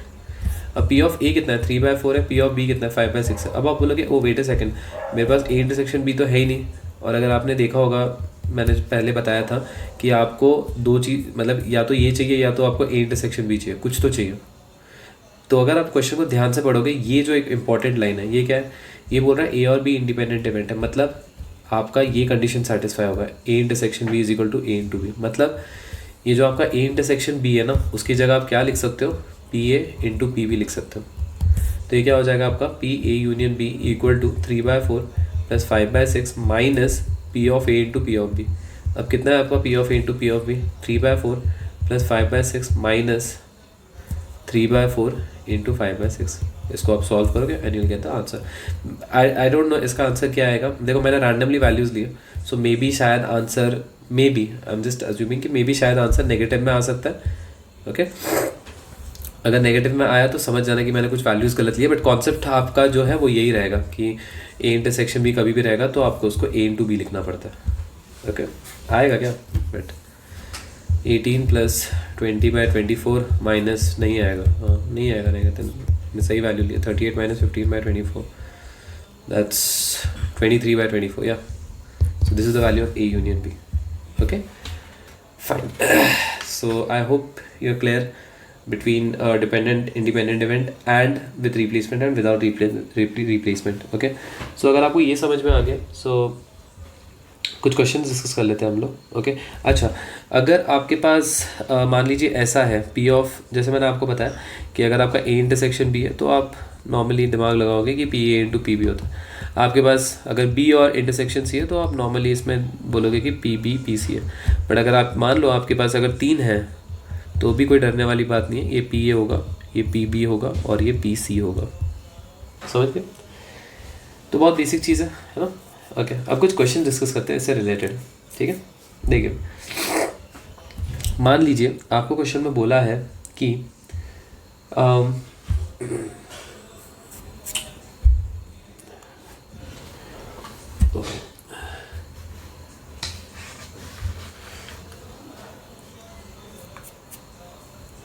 जैसा मैं एक और बहुत बेसिक क्वेश्चन दे रहा हूँ, आई नो आप सब लोग कर सकते हैं इसको. P ऑफ E 0.375 है एंड P ऑफ F आपको निकालना है and P of E union F is 0.6. ठीक है, बहुत अच्छा क्वेश्चन है, इसको आप ट्राई कीजिए एक बार. सो बहुत ही बेसिक है, वही चीज़ है. P of E union F is equal to P of E plus P of F minus P of E into P of F. Okay, so P of E union F कितना है? 0.6 है, is equal to P of E को आप 0.375 लोगे, P of F को आप X लोगे, यहाँ पर होगा आपका माइनस 0.375 इंटू एक्स. बस, आई थिंक इसके बाद बहुत सिंपल है. आप इसको इधर लेकर जाओगे, this become 0.6 minus 0.375 equal to 1x minus 0.375x. Then you take out common और फिर आप उसके बाद नॉर्मली इसको सॉल्व करेंगे and you will get the answer. Okay, fine. So this is basic question. ठीक है, अब मैं एक ऐसा क्वेश्चन करवाता हूँ जो मैंने क्लास में आज करवाया था और आई डोंट नो, सब लोग इसमें बहुत ज़्यादा क्वेश्चन में टाइम लगा रहे थे. क्वेश्चन ये था कि क्वेश्चन था या P of A intersection B dash, I am not sure about the value exactly, but मैं जस्ट एक वैल्यू ले रहा हूँ 3/4 और P of A dash intersection B is 5/9 and question में बोला था A and B are independent events. तो आपको निकालना था इंडिपेंडेंट, स्पेलिंग गलत है तो बस देख लेना आप, इंडिपेंडेंट इवेंट है. ठीक है, या so A and B are independent event और find probability of A and probability of B. आपको ये निकालना था, क्वेश्चन था ये. ओके, सो अब आपका दिमाग हमेशा जाना चाहिए कि कभी भी इंडिपेंडेंट इवेंट, ये जो इंटरसेक्शन है ना, this behaves like multiplication independent में. ठीक है, तो बिना कुछ सोचे समझे आप इसको ऐसा लिख दो, P of A into P of B dash is equal to 3/4. ठीक है, और यहाँ पर आप लिख सकते हो P of A dash into P of B is equal to 5/9. I hope यहाँ तक आपका क्लियर है मैंने क्या किया. बस फिर उसके बाद P of A into P of B dash को आप क्या लिख सकते हो, 1 minus P of B is equal to 3/4 और यहाँ पर होगा आपका 1 minus P of A into P of B is equal to 5/9. Clear है? ओके, मैं सिर्फ थोड़ा समझने के लिए मैं P ऑफ A को for the time being x मान रहा हूँ और P ऑफ B को मैं y मान रहा हूँ. याद रखना, ये आपका x है और ये आपका y है. तो आप सोचोगे कि अरे अब तो इक्वेशन सिंपल है, इसको मैं सॉल्व कर सकता हूँ, x और y का 2 अननोन है, 2 इक्वेशन है, मैं सॉल्व कर सकता हूँ. तो यहाँ पर ही प्रॉब्लम आ रही थी बहुत सारे बच्चों को कि वो इसके आगे बढ़ नहीं पा रहे थे, क्योंकि आपका जो इक्वेशन है ना, ये ऐसा हो जाएगा, यहाँ पर हो जाएगा आपका y 1 minus x is equal to 5/9. अब आप सोचोगे इसमें नहीं करने वाली क्या बात है, इसको तो मैं साइमल्टेनियसली भी सॉल्व कर सकता हूँ. प्रॉब्लम यहाँ पर ये होएगा कि ये x minus x y is equal to 3/4 है और ये है y minus x y is equal to 5/9. अब क्योंकि ये एक लीनियर इक्वेशन इन 2 वेरिएबल तो है, बट प्रॉब्लम है यहाँ पर 2 xy है. ओके, सो ये प्रॉब्लम वाली कुछ चीज़ नहीं है. इसमें आप क्या करो, आप इसको एलिमिनेट कर दो xy. तो आप क्या करोगे, सब्ट्रैक्ट, साइन चेंज कर दो सबका, बेसिकली सब्ट्रैक्शन कर दो, तो ये कट हो जाएगा आपका. तो you'll simply get x minus y is equal to 3/4 minus 5/9 which is x minus y equal to 9 3 ज़ा 27 माइनस 5 4 ज़ा 20 divide by 36. So x minus y is equal to 7/36. Okay, clear है? फाइन. सो यहाँ तक तो हो गया था। अब इसके बाद हम लोग क्या करेंगे, तो बस इसके बाद कुछ नहीं है, यहाँ से आपको x की वैल्यू निकालनी है और ये जो x की वैल्यू है ये आप डालोगे इधर। आप बोलोगे इधर क्यों नहीं डाल सकते, डाल सकते हो, आपकी मर्जी हो। मैं इधर डाल रहा हूँ, मेरे को इधर ईजी लग रहा है। ओके, सो यहाँ पर होगा तो कितना होगा, ये हो जाएगा 7/36, sorry 7/36 plus y 1 minus y is equal to 3/4 या 3/4 ना। बस अभी आपको इसके बाद क्या करना है, इसके बाद इसको सिंप्लीफाई करना है। This become 76 plus 36y whole upon 36 into 1 minus y is equal to 3/4। So 4 1 ज़ा 4, 4 9 ज़ा 36, ये इधर जाएगा, सो 9 3 ज़ा 27, so 7 plus 36y bracket 1 minus y is equal to 27। और अब इसको सॉल्व करोगे आपको एक क्वाड्रेटिक इक्वेशन मिलेगा जिससे आपको दो वैल्यू मिलेंगी y की, और आपका y क्या था, आपका y था p ऑफ b। सो आपको p ऑफ b की दो वैल्यूज़ मिलेंगी, दैट मीन्स आपको p ऑफ a की भी दो वैल्यूज़ मिलेंगी, एंड दैट्स योर आंसर। आप इसको सॉल्व करोगे, मे बी आपको शायद क्वाड्रेटिक ना आए, क्योंकि मेरे को नंबर्स याद नहीं थे, मैंने रैंडम कुछ नंबर्स लिए थे, बट जो पेपर में दिया था उसमें नंबर सही दिए हुए थे, बट मैंने यहाँ पर रैंडमली नंबर्स लिए, तो मे बी आपको जो क्वाड्रेटिक इक्वेशन आएगा वो शायद थोड़ा सा सॉल्व ना हो, बट मेथड यही है इसको करने का। Okay fine, so this is what independent event के कुछ क्वेश्चन हैं। ओके, सो ये बहुत स्ट्रेट फॉरवर्ड क्वेश्चन थे। अब हम डिस्कस करते हैं कुछ स्टेटमेंट वाले क्वेश्चंस। ओके, अब स्टेटमेंट वाले जो क्वेश्चंस होते हैं ना, बहुत ट्रिकी नहीं होते हैं, बट बहुत सारे बच्चों को ये कन्फ्यूजन होता है कि हम सर आइडेंटिफाई कैसे करें कि इंडिपेंडेंट इवेंट वाला क्वेश्चन कौन सा, डिपेंडेंट इवेंट वाला क्वेश्चन कौन सा। तो मोस्टली कभी भी अगर वो विद रिप्लेसमेंट विदाउट रिप्लेसमेंट रख रहे हैं तो it has to deal with dependent और इंडिपेंडेंट इवेंट, वो मैंने आपको बता दिया how to identify that. Okay, कभी भी याद रखना क्वेश्चन में ऐसा लिखा है कि जैसे फॉर एग्जाम्पल जैसे बोला है कि दो लोग हैं और 2 people are there and they are either solving something or hitting the target, ऐसा कुछ है, ठीक है। तो क्या प्रोबेबिलिटी है कि at least 2 will hit the target, ऐसे वाले जो क्वेश्चन होते हैं ये सब इंडिपेंडेंट इवेंट डिपेंडेंट इवेंट्स वाले क्वेश्चन रहते हैं। ओके फाइन, सो अभी हम कुछ क्वेश्चन डिस्कस करेंगे और हम उसको समझने की कोशिश करते हैं कि क्या ये डिपेंडेंट इवेंट है और या मतलब डिपेंडेंट वाला क्वेश्चन है, इंडिपेंडेंट वाला क्वेश्चन है। ओके, सो मैं नए पेज से स्टार्ट कर देता हूँ। फाइन, नाउ नेक्स्ट क्वेश्चन है, policeman fires 6 bullet on dacoit. ठीक है, एक डाकू था और पुलिस ने उस पर 6 गोलियां चलाई। प्रोबेबिलिटी जो डेकॉइट है वो he will be killed is 0 by 1 bullet, okay, by 1 bullet is 0.6 है। तो क्या probability है he is still alive, what is the probability that he is still alive, ये आपको सॉल्व करना है। ठीक है, तो क्वेश्चन है कि क्वेश्चन आप समझ गए होंगे कि पुलिसमैन है वो 6 गोलियां जो एक डाकू है या थीफ है उस पर चलाता है और एक बुलेट से मरने के चांसेस 0.6। तो क्या प्रोबेबिलिटी है कि वो अभी तक ज़िंदा है, अभी तक ज़िंदा है, मतलब पहली बुलेट, देखो मैं इसको ऐसे बोल देता हूँ कि जो पहली बुलेट है, this is the bullet number 1, this is bullet number 2, this is bullet number 3, bullet number 4, bullet number 5 and bullet number 6। ठीक है, अब पहली बुलेट देखो वो ज़िंदा है, मतलब कि एक भी बुलेट उसको लगी नहीं है, एक भी बुलेट उसे लगी नहीं है, तभी तो वो ज़िंदा है। ओके, अगर कोई, ठीक है, सो पहले मैं आपको आंसर बताता हूँ फिर मैं क्वेश्चन को चेंज कर देता हूँ। तो 0.6 मरने का है, तो जिंदा रहेगा कितना है, 0.4 जिंदा है, दूसरे बुलेट पे भी जिंदा है, तीसरे बुलेट पे भी जिंदा है, चौथे बुलेट पे भी जिंदा है, पांचवें बुलेट पे भी जिंदा है और छठवें बुलेट पे भी जिंदा है। मैं क्या करूँगा, इन सबको मल्टीप्लाई कर दूंगा, that mean 0.4 whole raise to 6। This is your final answer. Clear? Question मान लो ऐसा होता, what is the probability that he is killed, that he gets killed, sorry he gets killed, मतलब वो मर गया गोली से।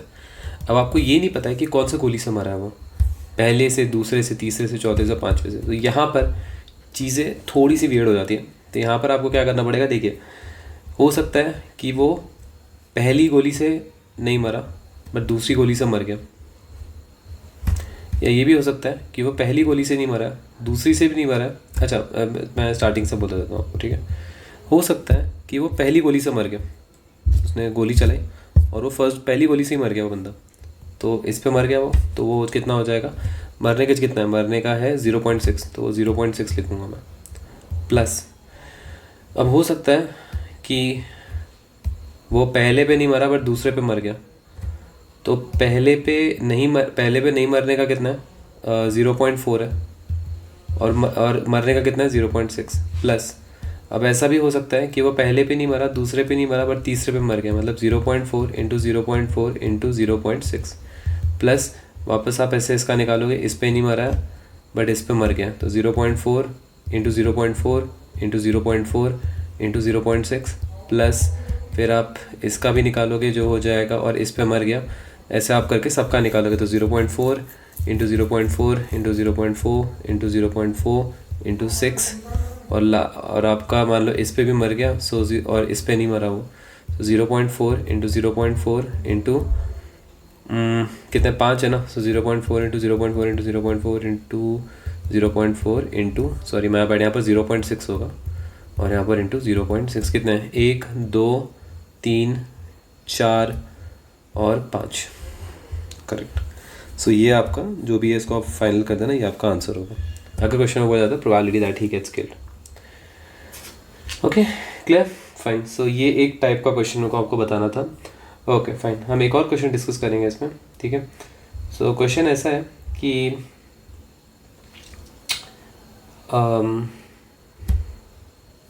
ओके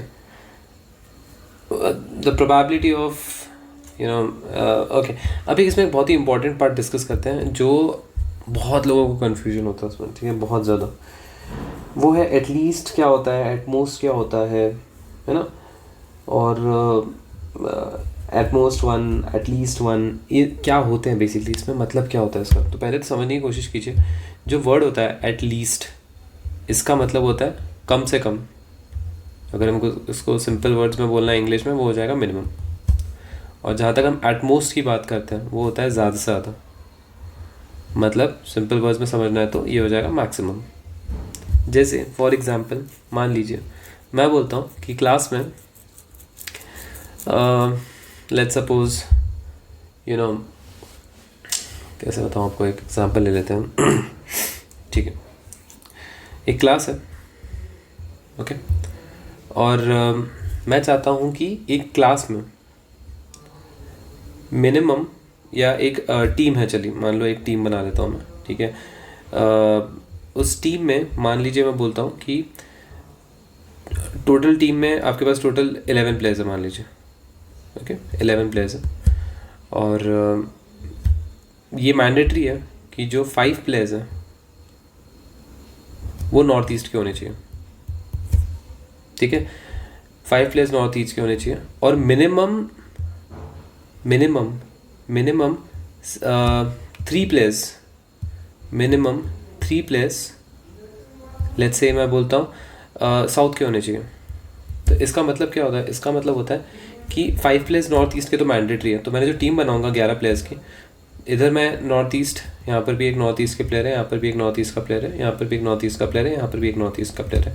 अब जो मिनिमम 3 प्लेयर्स जो साउथ के होने चाहिए, इसका मतलब कम से कम 3 प्लेयर तो साउथ के होने ही चाहिए, वो तो रिक्वायर्ड ही है, मतलब कम से कम 3, मतलब 1 2 3 ये तो होनी चाहिए।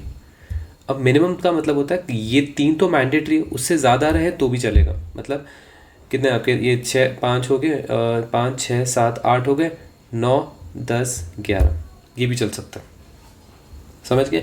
या फिर मान लो आप ऐसे भी लिख सकते हो उसको कि यहाँ पर आप मान लो ईस्ट के कोई ला रहे हो, यहाँ पर भी आप कोई ईस्ट के लेकर आ रहे हो, यहाँ पर कोई ईस्ट के लेकर आ रहे हो, ठीक है, तो भी अलाउड है। या यहाँ पर आपने मान लो इधर साउथ रख दिया तो भी चलेगा, यहाँ पर आपने साउथ रख दिया तो भी चलेगा, और यहाँ पर आपने एक साउथ का रखा तो भी चलेगा। सो मिनिमम का मतलब होता है 3, या उससे 3 तो होंगे ही होंगे और इससे ज़्यादा भी चलेंगे। बट जो एटमोस्ट का मतलब होता है, एटमोस्ट का मतलब होता है ज़्यादा से ज़्यादा। जैसे फॉर एग्जांपल मान लीजिए सेम सिचुएशन ले लेता हूँ मैं कि मैंने बोला है कि नॉर्थ ईस्ट के 5 प्लेयर्स हैं, ओके, नॉर्थ ईस्ट के 5 प्लेयर्स हैं, और मैं बोल रहा हूँ कि एटमोस्ट 3 साउथ के प्लेयर्स होने चाहिए, एटमोस्ट 3 साउथ के प्लेयर, मतलब ज़्यादा से ज़्यादा, max to max 3 south player होंगे, उससे ज़्यादा नहीं होंगे। मतलब आप 3 साउथ प्लेयर रखोगे वैलिड है, आप मान लीजिए अगर आपने 2 साउथ प्लेयर रखे तो भी चलेगा, आपने 1 साउथ प्लेयर रखा तो भी चलेगा, आपने अगर एक भी साउथ प्लेयर नहीं रखा तो भी चलेगा। वो होता है एट मोस्ट। तो एटलीस्ट में अगर मैं कोई भी एक नंबर बोल रहा हूँ, जैसे एटलीस्ट मैं 3 बोल रहा हूँ तो इससे ज़्यादा होगा इंक्लूडिंग 3, और एट मोस्ट अगर मैं बोल रहा हूँ तो जैसे अगर मैंने बोला एट मोस्ट 2 तो 2 इंक्लूड होगा पर उससे कम, तो आपका इधर 0 तक भी जा सकता है, और 3 में आपका जो भी मैक्सिमम नंबर है वहाँ तक जाएगा। समझ गए difference between at least and at most. So अगर आपको ये एटलीस्ट एटमोस्ट का डिफरेंस समझ में आ गया, सो कुछ क्वेश्चन डिस्कस करते हैं, ठीक है। सो एक क्वेश्चन है ऐसा कि एक प्रॉब्लम दिया है एक बच्चे को, एक टीचर ने 3 बच्चों को प्रॉब्लम दिया है, ए को, बी को, सी को। ए का सॉल्व करने की प्रोबेबिलिटी है 1/2, बी का है 1/3, सी का है 1/4। तो क्या प्रोबेबिलिटी है? प्रोबेबिलिटी प्रॉब्लम सॉल्व हो चुका है, प्रॉब्लम इज सॉल्व्ड, ठीक है, प्रॉब्लम सॉल्व हो गया। अब आप समझने की कोशिश कीजिए कि जब मैं बोल रहा हूँ प्रॉब्लम सॉल्व हो चुका है तो इसका मतलब ये है कि मुझे फ़र्क नहीं पड़ता कि किसने किया, मुझे ये है कि भाई प्रॉब्लम सॉल्व हो गया बस। अब हो सकता है कि क्लास में जो 3 बच्चे हैं, हो सकता है कि ए ने ख़त्म कर दिया मतलब प्रॉब्लम सॉल्व कर दिया, ए ने प्रॉब्लम सॉल्व किया बट बी नहीं कर पाया, सी नहीं कर पाया, बट प्रॉब्लम तो सॉल्व हो चुका है। या फिर ऐसा भी हो सकता है कि ए ने नहीं किया, बी ने कर दिया, सी ने नहीं किया। ऐसा भी हो सकता है कि ए ने नहीं किया, बी ने नहीं किया, पर सी ने कर दिया। ऐसा भी हो सकता है कि ए ने कर दिया, बी ने कर दिया, बट सी का तबीयत ख़राब था तो वो नहीं कर पाया। ऐसा हो सकता है कि ए ने कर दिया बट बी बाहर गया था तो सी ने कर दिया। या ऐसा हो सकता है कि ए अपने आंटी के घर पे गया था तो वो नहीं कर पाया, बट बी और सी दोनों ने ऑनलाइन मिलके वो प्रॉब्लम सॉल्व कर दिया। या ये भी हो सकता है कि तीनों के कॉफ़ी शॉप में बैठकर तीनों ने क्वेश्चन सॉल्व कर दिया। तो ये सारे पॉसिबिलिटीज़ कंसिडर का मतलब यही होता है कि प्रॉब्लम इज सॉल्व। सो हमेशा याद रखना कि आप है ना, देखो प्रोबेबिलिटी में आप सारे पॉसिबिलिटीज़ कंसिडर करते हो। याद रखना probability is all about possibility, कितने पॉसिबल वेज हो सकते हैं, बस वही है प्रोबेबिलिटी का नाम। तो हम यहाँ पर सारे पॉसिबिलिटी देख रहे हैं। तो जैसे ए बी सी में क्या है, ए ने किया मतलब हो गया 1/2, बी ने नहीं किया, देखो बी करने का 1/3 है तो नहीं करने का कितना होगा, बी नहीं करने का होगा 2/3। सी करने का 1/4 है तो सी नहीं करने का कितना होगा 3/4। तो ये 1/2 इंटू 2/3 इंटू 3/4 ये आएगा इसका आंसर। अब मैं बात करता हूँ इसकी, तो इसका कितना होगा, ये तो ए डैश कितना होगा, ए डैश आपका हो जाएगा 1/2 ही होगा। तो यहाँ पर आएगा 1/2 इंटू करने का है 1/3, नहीं करने का है 3/4। फिर इसका अगेन वही होगा 1/2 इंटू 2/3 इंटू 1/4। ऐसे करके आप सबका निकालोगे और क्या करोगे, आप इन सबको ऐड करोगे आप, और जो भी आपका फाइनल आंसर होगा that is the probability solved. अब देखिए, अभी जो क्वेश्चन आता है ना, ये क्वेश्चन आता है सीबीएसई वालों को 3 मार्क्स के लिए, और जो आईएससी वाले होते हैं उनको 2 मार्क्स के लिए आता है। तो अगर आप क्वेश्चन का देखोगे लेंथ, वो 2 मार्क्स को जस्टिफाई नहीं करता है। तो इसका एक तरीका होता है करने का। क्या होता है, देखिए हम इसमें ये बोलते हैं कि प्रॉब्लम इज सॉल्व्ड, मतलब मैं ऐसा भी देखो आप समझने की कोशिश करो एक चीज़। अगर मैं बोलूँ प्रोबेबिलिटी बारिश होने की 4/5 है, तो बारिश नहीं होने की कितनी है, 1/5 है ना। 1 - 4/5 करोगे तो 1/5 है। मतलब अगर मैं बारिश होने की और बारिश नहीं होने की दोनों का ऐड करूँगा तो मेरा आंसर क्या आएगा, 1 आएगा। मतलब बारिश होने की इज इक्वल टू 1 - बारिश नहीं होने की। उसी तरह अगर मैं ये कॉन्सेप्ट इधर लगाऊं कि प्रॉब्लम सॉल्व हो गया है is equal to 1 - problem probability, problem किसी ने सॉल्व किया ही नहीं है, no one solve the problem, मैं ऐसा भी बोल सकता हूँ, सॉल्व द प्रॉब्लम, करेक्ट, मैं ऐसा भी बोल सकता हूँ। तो 1 - किसी ने भी सॉल्व नहीं किया, मतलब ना ए ने किया, ना बी ने किया, ना सी ने किया। तो मैं यहाँ पर क्या करूँगा, मैं यहाँ पर लिख दूंगा ना ए ने किया, ना बी ने किया, ना सी ने किया। तो 1 - ए नहीं करने का कितना है 1/2, बी मेरा 1/3 था तो नहीं करने का होगा 2/3, और सी मेरा क्या था 1/4 तो नहीं करने का 3/4 होगा। तो ये और ये और ये कट हो गया, तो 1 - 1/4 आंसर आएगा आपका 3/4। This is your correct answer 3/4। तो ये मेथड मैं चाहूँगा आप समझो, ये मेथड बहुत इंपॉर्टेंट है, क्योंकि आपको एग्ज़ाम में देखो आप इससे भी कर सकते हो, कोई प्रॉब्लम नहीं है, बट अगेन वही है, टाइम आपके पास बहुत कम रहेगा, आपको पता भी नहीं चलेगा एग्ज़ाम में टाइम कैसे जा रहा है, क्योंकि मैथ्स ही इकलौता ऐसा पेपर है जब आप सॉल्व करने बैठते हो आपको पता ही नहीं चलता टाइम कब चले जाएगा, ठीक है, बस आप सॉल्व करते जाओगे। सो इसलिए मैथ्स में थोड़ा सा आपको टाइम मैनेजमेंट करना पड़ता है। सो आप शॉर्टकट तरीके जानिए हम उसको कैसे करते हैं, क्या करते हैं।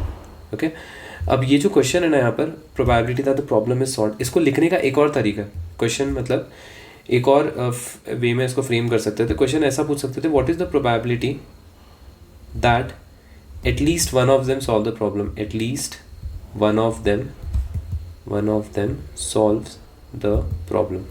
क्वेश्चन ऐसा भी आ सकता था। इन दोनों का मतलब एक ही है, कम से कम एक बच्चा करे। अब देखिए कम से कम का मतलब मैंने क्या बताया, कम से कम एक बच्चा तो करेगा ही करेगा, मतलब ए बी सी वाली वही बात होगी ना कि कम से कम एक करेगा, मतलब एक ने किया, अगर मैं ऐसे लिख देता हूँ, 1 किड ने किया तो भी चलेगा, 2 किड्स ने किया तो भी चलेगा, और 3 किड्स ने किया तो भी चलेगा। ये होता है एटलीस्ट, क्योंकि एटलीस्ट में एटलीस्ट 1 है ना, तो 1 से ज़्यादा मैक्स कितने, 3 ही बच्चे हैं तो 3 तक जाएगा, मतलब 1 2 3, मतलब 1 किड के आपको सारे पॉसिबिलिटी लेने पड़ेंगे। ये देखो, ये आपको दिख रहा है ये वाली चीज़, ये है, ये सारे हैं 1 किड के, 1 किड 1 किड 1 किड, ये हैं सारे 2 किड के, 2 किड 2 किड 2 किड, और ये हैं सिर्फ इकलौता 3 किड का, ठीक है। So this is the concept of at least. Okay, अब मैं इस क्वेश्चन में बहुत सारे वेरिएशंस डालता हूँ, ठीक है।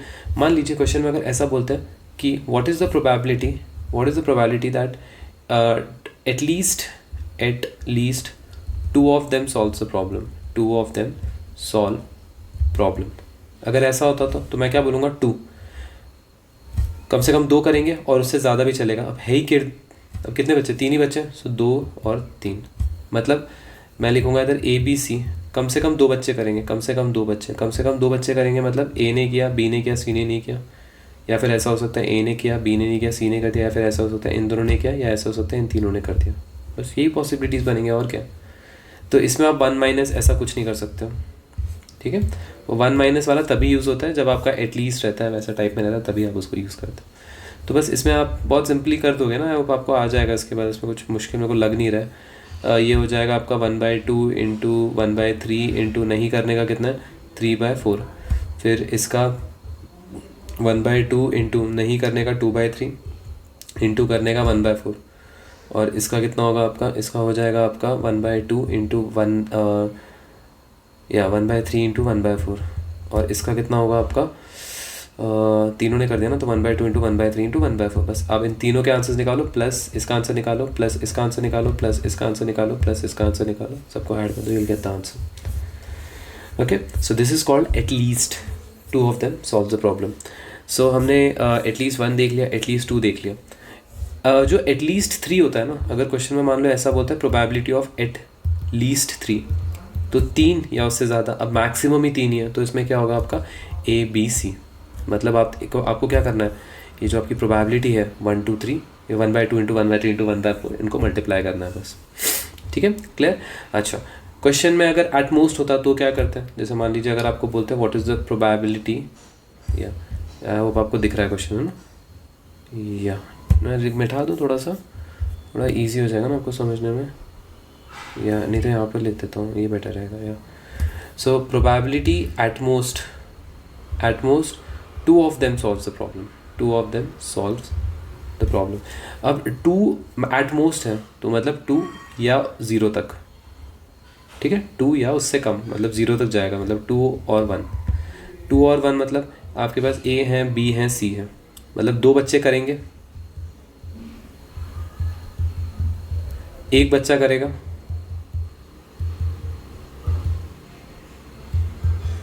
और 0 मतलब किसी ने भी नहीं किया, ठीक है। तो अब at most 2 of them solve the problem, तो आप क्या करोगे, आप इंडिविजुअली सबका निकालोगे, है ना। मैंने आपको बताया टिक का मतलब होता है जिसने किया है, और क्रॉस का मतलब जिसने नहीं किया है, तो आप इंडिविजुअली सबका निकालोगे और इन सबको आप ऐड करोगे।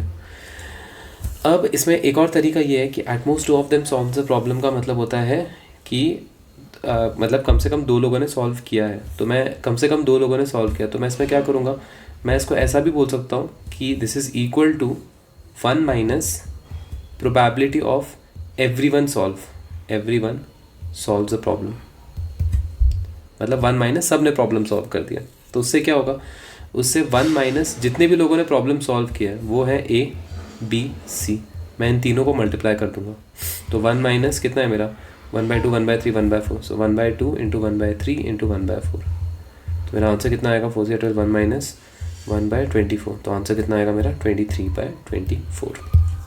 ये है probability of at most 2 of them solves the problem, कम से कम मतलब ज़्यादा से ज़्यादा 2 लोगों ने सॉल्व किया। मैं 1 माइनस ABC इसीलिए कर रहा हूँ क्योंकि यहाँ पर मैं वो वाले कवर नहीं कर रहा हूँ जिसमें सारे लोगों ने किया, तो अगर मैं 1 माइनस वो करूँगा तो मुझे ये सारे के सारे मिल जाएंगे। Okay, so that is the difference between at least and at most. अगर मान लीजिए क्वेश्चन में बोला जाता है at most 2 of them solve the problem, probability of at most one of them at most one of them solve the problem, तो 1 और उससे कम क्या आएगा 0, मतलब एक बच्चे ने किया ABC, मतलब एक बच्चे नहीं किया, मतलब मान लो इसने किया है, इसने नहीं किया, मान लो इसने किया है, या फिर B ने नहीं किया, A और B ने नहीं किया, C ने किया, ये हो गया, और 0 मतलब किसी ने भी नहीं किया बस। तो आप इंडिविजुअली सबका निकालो, इनको मल्टीप्लाई कर दो और ऐड, मतलब इनको इंडिविजुअली मल्टीप्लाई करके फिर ऐड कर देना, ठीक है। So this is what at most and at least में ये डिफरेंस है। Okay, so I hope you have understood the question. अब हम कुछ क्वेश्चन डिस्कस करते हैं, ओके ऐसे ही थोड़ी प्रैक्टिस करेंगे, आपको एक बार पता चल जाएगा कैसे डिस्टिंग्विश करना। सो एक क्वेश्चन मैं दे रहा हूँ आपको, ट्राई कीजिए उसको। क्वेश्चन बहुत सिंपल है और बहुत स्ट्रेट फॉरवर्ड क्वेश्चन है।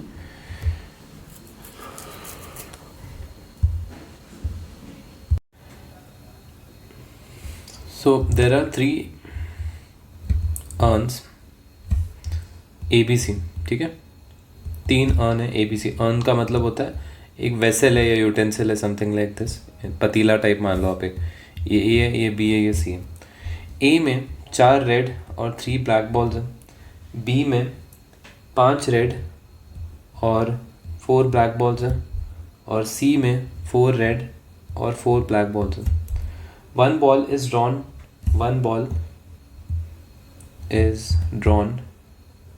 from each of these urns, ठीक है। urns. What is the probability that 3 balls drawn consist of 2 red ball, 2 red balls and a black ball? Clear? So question मैं आपको एक बार बताता हूँ क्या। देखो क्वेश्चन है, आपके पास 3 पतीले दिए गए हैं A B और C, 3 अर्न्स में। पहले अर्न में 4 रेड 3 ब्लैक है, दूसरे में 5 रेड 4 ब्लैक है, और तीसरे में 4 रेड 4 ब्लैक है। एक बॉल, अब 1 ball is drawn from each of these earns, मतलब हर एक में से आपने एक एक बॉल निकाला। अब क्या क्या पॉसिबिलिटी हो सकती है, पहले हम वो समझने की कोशिश करते हैं। देखो पहले तो 3 बॉल निकाले हैं आपने हर एक अर्न से, मतलब यहाँ से आपने एक बॉल निकाला, यहाँ से एक निकाला और यहाँ से एक निकाला। क्या पॉसिबिलिटी है कि जो आपने बॉल निकाले हैं, इधर आपने जो बॉल निकाल के रखे हैं यहाँ पर, मैं रेड ले लेता हूँ कलर, तो क्या पॉसिबिलिटी कि ये जो 2, ये एक हो गया, और जो तीसरा बॉल है मैं उसको ब्लू बोल देता हूँ, ब्लू। तो क्या पॉसिबिलिटी है कि 2 रेड और इसको मैं ब्लू बोल देता हूँ, ब्लू बॉल, ठीक है। 1 ball is drawn, find the probability can 2 red and a blue ball, मतलब 2 रेड और ब्लू बॉल होने चाहिए। अब देखो 2 रेड और ब्लू बॉल है, ऑर्डर उन लोगों ने स्पेसिफाई नहीं किया कौन सा है, तो इधर कोई भी ऑर्डर हो सकता है, मतलब कोई भी ऑर्डर हो सकता है। इसका मतलब है कि हो सकता है आपका इधर रेड आ गया, इधर रेड आ गया, बट इधर ब्लू आ गया, या ऐसा भी हो सकता है कि आपने इधर रेड निकाला, इधर ब्लू निकाला, इधर रेड निकाला। देखो मैंने बताया ना, probability is all about possibility, ठीक है। और ऐसा भी हो सकता है कि यहाँ पर आपने ब्लू निकाला, यहाँ पर आपने रेड निकाला, और यहाँ पर आपने रेड निकाला, बस यही 3 पॉसिबिलिटी हो सकती है। तो अगर मैं पहले इसमें रेड निकाल रहा हूँ, तो रेड निकालने की पॉसिबिलिटी कितनी है 4/7, यहाँ पर रेड निकालने की पॉसिबिलिटी कितनी है 5/9, और यहाँ पर ब्लू निकालने की कितनी है, ब्लू यहाँ पर निकालने की है 4/8। तो मैं क्या करूँगा 4/7 इंटू 5/9 इंटू 4/8, ठीक है, समझ गए। नेक्स्ट क्या है मेरा, नेक्स्ट है, अगर मैं मान लो ये वाला निकालता हूँ, रेड की बात करते हैं। रेड में अगर आप देखोगे, रेड में कितने रेड है आपके पास, 4 है, तो यहाँ पर भी 4/7 होगा। बट यहाँ पर आपने ब्लू निकाला है, ब्लू कितने हैं आपके, 4/9 है। और रेड कितना है आपका, अगेन 4/8 है। तो मैं यहाँ पर क्या लिखूँगा, 4/7 इंटू 4/9 इंटू 4/8। और तीसरे सिचुएशन की बात कर लेते हैं। तीसरा सिचुएशन, ब्लू कितने हैं आपके, 3/7, रेड कितना है 5/9 और रेड यहाँ पर अगेन कितना है 4/8। तो यहाँ पर आप लिखेंगे 3/7 इंटू 5/9 इंटू 4/8। इनको सॉल्व करोगे, ऐड करोगे and that will be your final answer. Clear? तो बहुत बेसिक सिंपल क्वेश्चन था। ओके, सो हम सारे पॉसिबिलिटी कंसिडर करते हैं। मान लो अगर क्वेश्चन में ऐसा बोला जाता, what is the probability that 3 balls are drawn in a way that first 2 ball is red and second is blue। अगर मान लो ऐसा क्वेश्चन में बोला जाता तो हम क्या करते थे, पहले तो फर्स्ट 2 रेड, तो हम सिर्फ ये वाला पार्ट कंसिडर करते थे क्योंकि इसमें रेड है और इधर ब्लू है। ठीक है, चलो नेक्स्ट क्वेश्चन है हमारा, या थोड़ा जूम इन हो जाएगा, फाइन। नेक्स्ट क्वेश्चन डिस्कस करते हैं। ओके थोड़ा बड़ा क्वेश्चन है, ठीक है, थोड़ा इसलिए बेयर करना थोड़ा। क्वेश्चन ये है कि एक बैग ए है आपके पास और दूसरा जो बैग है वो बी है। बैग ए में आपके पास 3 रेड है, 2 वाइट बॉल है, और बैग बी में 2 रेड है, 5 वाइट बॉल है। Okay, bag is selected at random. A ball is drawn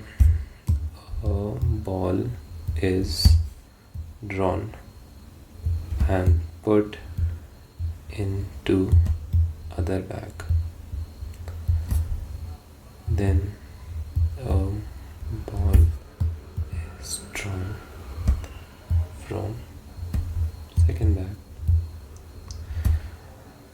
Find probability that both ball are of same color। ठीक है, सो क्वेश्चन समझो क्या। देखो आपके पास एक 2 बैग दिए हुए हैं, ए और B. A bag is selected at random, randomly आपने कोई एक बैग सिलेक्ट कर लिया इसमें से, कॉपी, ठीक है। सो रैंडमली आपने इसमें से कोई एक बैग सिलेक्ट किया हुआ है, ठीक है, और ball is drawn and put it into another bag. अब समझने की कोशिश करो क्या बोल रहे हैं, ठीक है।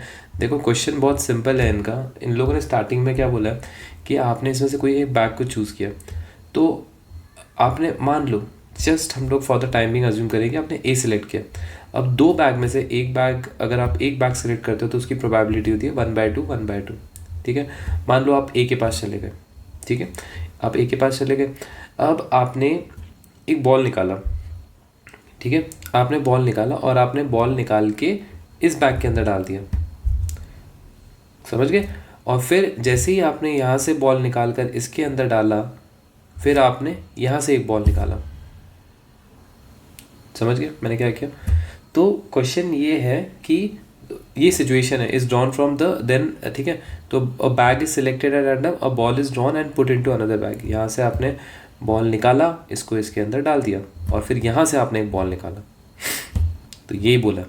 अब क्वेश्चन बोला find the probability that both balls are of same colour.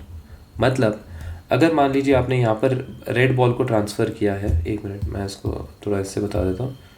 या मान लो अगर आपने, आई एम जस्ट अज्यूमिंग, ठीक है, कि अगर मान लो आपने इधर वाइट बॉल ट्रांसफ़र किया तो यहाँ से आप वाइट बॉल निकालोगे।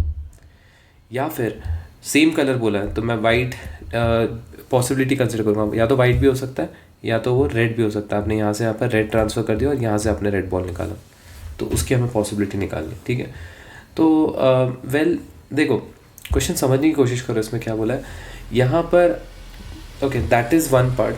यहाँ पर ये एक पार्ट है जो हम लोग को समझ में आ गया, ठीक है। बट इसमें एक और दूसरा केस बनेगा, एंड दूसरा केस ये है कि स्टार्टिंग में आपने बैग ए और बैग, आपने ए के पास आप चले गए, आपने ए को सिलेक्ट किया और बी को छोड़ दिया। पर ऐसा क्यों है कि आपने बी को सिलेक्ट नहीं किया, आप बी को भी सिलेक्ट करोगे, है ना।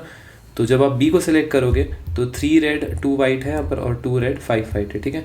तो जब आप बी को सिलेक्ट करोगे तो यहाँ पर अभी आप क्या करोगे, आप बी से बॉल निकाल के इसमें डालोगे और फिर यहाँ से निकालोगे, ठीक है। तो आपने मान लो रेड ट्रांसफ़र किया तो यहाँ से आप रेड निकालोगे, और अगर आपने यहाँ से यहाँ पर वाइट ट्रांसफ़र किया तो आप यहाँ से वाइट निकालोगे। तो टोटल अगर आप देखोगे यहाँ पर 4 केसेस बनेंगे, 2 केसेस यहाँ पर और 2 केसेस यहाँ पर। सो देखो मैंने वापस वही बोला ना, probability is all about possibility. आपको सारी पॉसिबिलिटी कंसिडर करने पड़ते हैं। यहाँ पर आपने पहले क्या कंसिडर किया, पहले आपने यहाँ पर कंसिडर किया कि आप ए के पास गए, फिर आप ए के पास गए, फिर आपने एक बॉल निकाला यहाँ से और उसको निकाल के इसके अंदर डाल दिया, फिर यहाँ से आपने बॉल निकाला, फिर आपने बोला ओ वेट, अगर हम रेड को ट्रांसफ़र कर रहे हैं, रेड को निकाल रहे हैं तो वाइट क्यों छूट गया, वाइट भी तो हो सकता है। तो इसलिए आपने वाइट का कंसिडर करके यहाँ पर वाइट डाला और यहाँ से वाइट निकाला, वो एक केस हो जाएगा। दूसरा केस, जब आपने ए को सिलेक्ट नहीं किया, इस बार आपने बी को सिलेक्ट किया, फिर यहाँ पर आप गए, फिर यहाँ से आपने रेड बॉल को निकाल कर इधर यहाँ पर डाला और फिर यहाँ से रेड निकाला, और सिमिलरली वे हम वाइट के लिए भी वैसा ही करेंगे। तो यहाँ पर टोटल 4 केसेस बनेंगे। So you have to consider all the possibilities. Okay, so solve करते हैं इसको, ठीक है। मैं यहाँ पे पेस्ट कर देता हूँ उसको, या फाइन। सो बहुत ध्यान से देखना, मैं इसमें बहुत सारे इरेज करूँगा, ठीक है। तो बहुत ध्यान से देखना मैं यहाँ पर क्या कर रहा हूँ, ठीक है। सो मैं सबसे पहले यहाँ से रेड बॉल निकाल रहा हूँ। अगर मैं यहाँ से रेड बॉल निकालूंगा तो उसकी प्रोबेबिलिटी कितनी है, 3/5। आपने रेड बॉल निकाल कर इसके अंदर डाल दिया, जब आप इसके अंदर रेड बॉल डालोगे तो 2 कितना हो जाएगा, 3 रेड हो जाएगा, ये करेक्ट, 3 रेड हो गया। अब आप यहाँ से बॉल निकालोगे तो यहाँ से रेड आने की कितनी है, 3/8। और याद रखना आपने ये बैक ए को सिलेक्ट किया था जिसकी प्रोबेबिलिटी 1/2 है। सो आपने ए को सिलेक्ट किया 1/2 इंटू यहाँ से रेड आया 3/5 इंटू फिर ये कितना होगा आपका 3/8। समझ गए? तो ये था रेड का। ओके, अब नेक्स्ट है वाइट की बात करते हैं। तो यहाँ से ठीक है, तो मैं यहाँ पर चेंजेस कर देता हूँ एक बार, रुक जाओ। यहाँ पर ओके, यहाँ पर आपका 2 रेड था, याद रखना 2 रेड। अब आप वाइट की बात करते हैं। सो अगेन आपने 1/2 सेलेक्ट कर लिया इनटू, अब आपने यहाँ से वाइट बॉल सेलेक्ट किया। वाइट बॉल सेलेक्ट करने की पॉसिबिलिटी कितनी है, 2/5। तो यहाँ पर आ जाएगा आपका 2/5 इंटू, अब ये वाइट बॉल यहाँ पर चले गया, जब ये वाइट बॉल यहाँ पर जाएगा तो ये कितना हो जाएगा, 6 वाइट हो जाएगा। अब आप यहाँ से बॉल निकालोगे तो ये कितना होगा, वाइट बॉल की बात हो रही है यहाँ पर। तो वाइट बॉल अभी कितने हो गए, 6 हो गए, तो 6/8। तो ये कितना होगा, 1/2 इंटू 6/8 हो जाएगा। ठीक है, क्लियर है, फाइन। अब आते हैं हम लोग दूसरा केस। दूसरा केस है जब आपने अभी बी को सिलेक्ट किया। तो जब आप बी को सिलेक्ट करेंगे तो मान लो आपने बी को सिलेक्ट कर दिया, तो बी का 1/2 हो जाएगा। यहाँ से आप रेड निकालोगे तो रेड, तो 1/2 इंटू रेड आने का कितना है, 2/7 इंटू, अब ये यहाँ पर आ गया तो ये 4 रेड हो जाएगा। अब आप यहाँ से रेड निकालोगे, है ना, तो यहाँ से तो कितना है आपका 2/7 आ गया। अब यहाँ से आप रेड निकालोगे, रेड कितना है 4/6, तो यहाँ पर होगा 4/6। समझ गए, क्लियर? तो मैं इसको वापस एक बार इरेज कर देता हूँ, रुक जाओ, या 3 रेड है ना, ये 3 रेड, ठीक। ओके, अब हम बात करते हैं वाइट बॉल की। तो अब आपने यहाँ से यहाँ पर वाइट ट्रांसफ़र किया, वाइट आने की कितना है 5/7। तो यहाँ पर कितना हो गया आपका, यहाँ से आप एक वाइट को ट्रांसफ़र करोगे तो यहाँ पर एक वाइट बढ़ जाएगा तो 3 हो जाएगा। अब यहाँ से वाइट निकलने का कितना है, 3/6। तो ये क्या होगा, 1/2 इंटू 5/7 इंटू 3/6। तो ये जो चारों आंसर है आप इनको इंडिविजुअली सॉल्व करोगे और जो भी आपका आंसर आएगा उन आप तीनों को, मतलब आप उन चारों को ऐड करोगे, that will be your final answer. जैसे यहाँ पर आपका हो जाएगा 9/8 5 42 80, यहाँ पर भी हो जाएगा 12/80, यहाँ पर हो जाएगा कट कर सकते हैं बट मैं कर नहीं रहा हूँ, थोड़ा इजी हो जाएगा मेरे को, मे भी शायद बाद में। सो 4 2 8 7 6 42 और 2 84, यहाँ पर भी आपका 15/84 होगा। बस आप इन सबको ऐड कर दो and you will get the final answer. ठीक है, you just have to add this 9/80 plus 12/80 plus 8/84 plus 15/84। Okay, clear, fine. तो ये एक है 6 मार्कर क्वेश्चन, बोर्ड CBSE वालों के लिए 5 मार्कर भी रह सकता है। ओके, चलो, so now will discuss a very important question of independent event and independent event, and this is the last question and a very important question, जहाँ पर क्वेश्चन के वर्डिंग्स ऐसे हैं जहाँ पर आप बहुत सारे बच्चे कंफ्यूज हो जाते हैं और उनके मार्क्स भी उसी में ही जाते हैं। Okay, so I will write this question, ठीक है, just give me 2 minutes।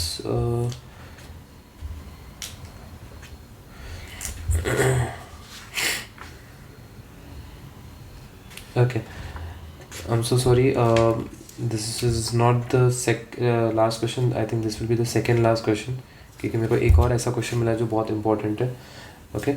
So just give me 1 minute. The question. So question है आपका. So question है two cards are drawn from a well shuffle pack of 52 cards. ठीक है, मैं नहीं लिख रहा. Two cards are drawn from well shuffle pack of 52 cards and without replacement. The question is without replacement. ठीक है, और क्वेश्चन को बहुत ध्यान से समझना क्या है. ठीक है, find probability that one of these is an ace and other is queen of opposite shade. बहुत अच्छा क्वेश्चन है और यहाँ पर बहुत लोग गलती करते हैं. ठीक है, क्वेश्चन देखो, समझो क्या है. 2 कार्ड्स हैं आपके पास और उसको हम 52 कार्ड से हमने ड्रॉ किया है विदाउट रिप्लेसमेंट. ठीक है, विदाउट रिप्लेसमेंट हमने उस कार्ड को ड्रॉ किया. ठीक है, find the probability that one of them is an ace and the other is queen of opposite shade. इसका मतलब क्या है, समझने की कोशिश करो. आपके पास 52 कार्ड्स हैं. ठीक है, मैं जस्ट एक कार्ड का एक डेक बना रहा हूँ और यहाँ पर मान लो ऐसे 52 बहुत सारे 52 कार्ड्स हैं आपके पास. अब आपने इसमें से एक कार्ड निकाला. ठीक है, वो एस आया है, मतलब एस आया है, मतलब आपने एक कार्ड निकाला और क्या पॉसिबिलिटी कि वो एस होगा. ठीक है, क्या पॉसिबिलिटी कि वो एस होगा. तो एस होते कितने हैं, 4 होते हैं और टोटल कार्ड कितने हैं, 52 है. तो 4 आउट ऑफ 52 ये पॉसिबिलिटी है एस आने की. ठीक है, मतलब 52 कार्ड्स में से 4 केसेस, मतलब 4 पॉसिबिलिटीज़ हो सकती है जिसमें मेरे को 4 बार एस मिल सकता है. 52 में से there are 4 possibilities where I can get a ace out of 52. इसका मतलब ये होता है. ठीक है, बट क्वेश्चन यहाँ से चीज़ें थोड़ा सा, बहुत सारे लोगों को यहाँ पर कन्फ्यूजन होना स्टार्ट हो जाता है. क्वीन ऑफ ऑपोजिट शेड, इसका मतलब क्या होता है समझने की कोशिश करो. जैसे मान लो, देखो आपको पता है कि टोटल 52 कार्ड्स होते हैं. 52 कार्ड्स में से 26 जो कार्ड्स होते हैं वो रेड होते हैं और 26 कार्ड जो होते हैं वो ब्लैक होते हैं. ठीक है, समझ गए. अब इस 26 रेड कार्ड में से 13 कार्ड जो आपके होते हैं वो होते हैं क्लब. ठीक है, सॉरी, 13 कार्ड्स होते हैं जो होते हैं हार्ट. 13 कार्ड यहाँ पर डायमंड, यहाँ पर आपके 13 कार्ड होंगे क्लब और यहाँ पर आपके 13 कार्ड होंगे स्पीड. ऐसे होते हैं, करेक्ट. ये हो गया डायमंड. ओके, अब इसमें आपके क्या क्या रहता है, किंग, क्वीन, जैक, है ना. 10, 9, 8, 7 ऐसे करते करते लास्ट में एस होगा. यहाँ पर भी आपका किंग, क्वीन, जैक, 10, 9, 8 ऐसे करते करते आप एस में जाओगे. यहाँ पर किंग, क्वीन, जैक, 10, 9, 8 ऐसे करते एस में, और यहाँ पर भी किंग, क्वीन, जैक, 10, 9 ऐसे करते करते एस में जाओगे. अब आप बहुत ध्यान से देखो, अगर आप क्वीन की बात करो, क्वीन, तो क्वीन कितने हैं आपके, क्वीन ये है, these are 4 queens. So you have, थोड़ा सा मैं उसको अच्छे से लिख देता हूँ, रेड में लिख देता हूँ, है ना, तो आपको क्लैरिटी आ जाएगी. रेड और वो तो ब्लैक नहीं लिख सकता, तो ये हो गया. ठीक है, सॉरी, रेड लिखाएगा, सॉरी, क्वीन. ठीक है, तो अगर आप इसमें बहुत ध्यान से देखोगे, ऑपोजिट शेड बोला है, मतलब अगर आपने एस ब्लैक लिया है तो आपको जो क्वीन मिलेगी वो क्वीन होनी चाहिए रेड कलर की. अब डिफरेंस समझ गए मैंने क्या बोला. अगर आपने एस ब्लैक सेलेक्ट किया है, मान लो, देखो आपको नहीं पता है कि आपने जो कार्ड चूज़ किया है वो कौन सा है. मान लो वो ब्लैक आ गया. ठीक है, मान लो वो कार्ड ब्लैक आ गया, आपने एक कार्ड निकाला और वो कार्ड ब्लैक आ गया, तो जो आप क्वीन निकालोगे वो रेड का निकलना चाहिए. तो क्वीन रेड आने की पॉसिबिलिटी कितनी है, 2 है, क्योंकि सिर्फ 2 ही क्वीन है. अब ध्यान रखना, ये है विदाउट रिप्लेसमेंट वाला क्वेश्चन. विदाउट रिप्लेसमेंट मतलब आपने देखा एस है और आपने उसको निकाल के साइड में रख दिया, इधर कहीं तो साइड में रख दिया आपने अभी. तो अभी आपके इसमें से एक कार्ड गायब हो गया. तो पहले 52 कार्ड्स थे, एक कार्ड गायब हो गया, तो अभी कार्ड कितने बचे, 51 कार्ड्स. सो ये कितना होगा, 2/51 होगा. अंडरस्टूड, समझ गए मैंने क्या किया, 4/52 इंटू 4/52 इंटू 2/51. बट अब इसमें बच्चे आर्ग्यू कर सकते हैं कि 1 मिनट सर, बट आपने बोला पॉसिबिलिटीज़ होती है, हम सारे पॉसिबिलिटी कंसिडर करते हैं, तो हम ये भी एक पॉसिबिलिटी कंसिडर करते हैं ना कि जो एस है आपका वो ब्लैक आ गया. बिल्कुल सही. तो एस देखो, एस आने के चांसेस कितने हैं पहले वो बताओ। एस आने के चांसेस 4/52 है, बट मान लो आपने जो एस निकाला वो ब्लैक आ गया, कोई नहीं, ब्लैक आ गया, क्या कर सकते हैं। अच्छा इसमें भी ब्लैक था क्या, सॉरी। तो यहाँ पर जो एस आया, मान लो वो आपका एस जो आया वो रेड आ गया, मान लो। तो जब आप क्वीन निकालोगे वो आपकी क्वीन ब्लैक होनी चाहिए। अब क्वीन ब्लैक कितने हैं, सिर्फ दो ही पॉसिबिलिटी है ब्लैक क्वीन के, तो ये कितना हो जाएगा, दिस विल बी 2/, अब आपने एक कार्ड 52 तो निकाल दिया, तो 52 में से एक कार्ड निकाल दिया, तो बचे कार्ड कितने, 51 है, तो इधर कितना होगा 2/51।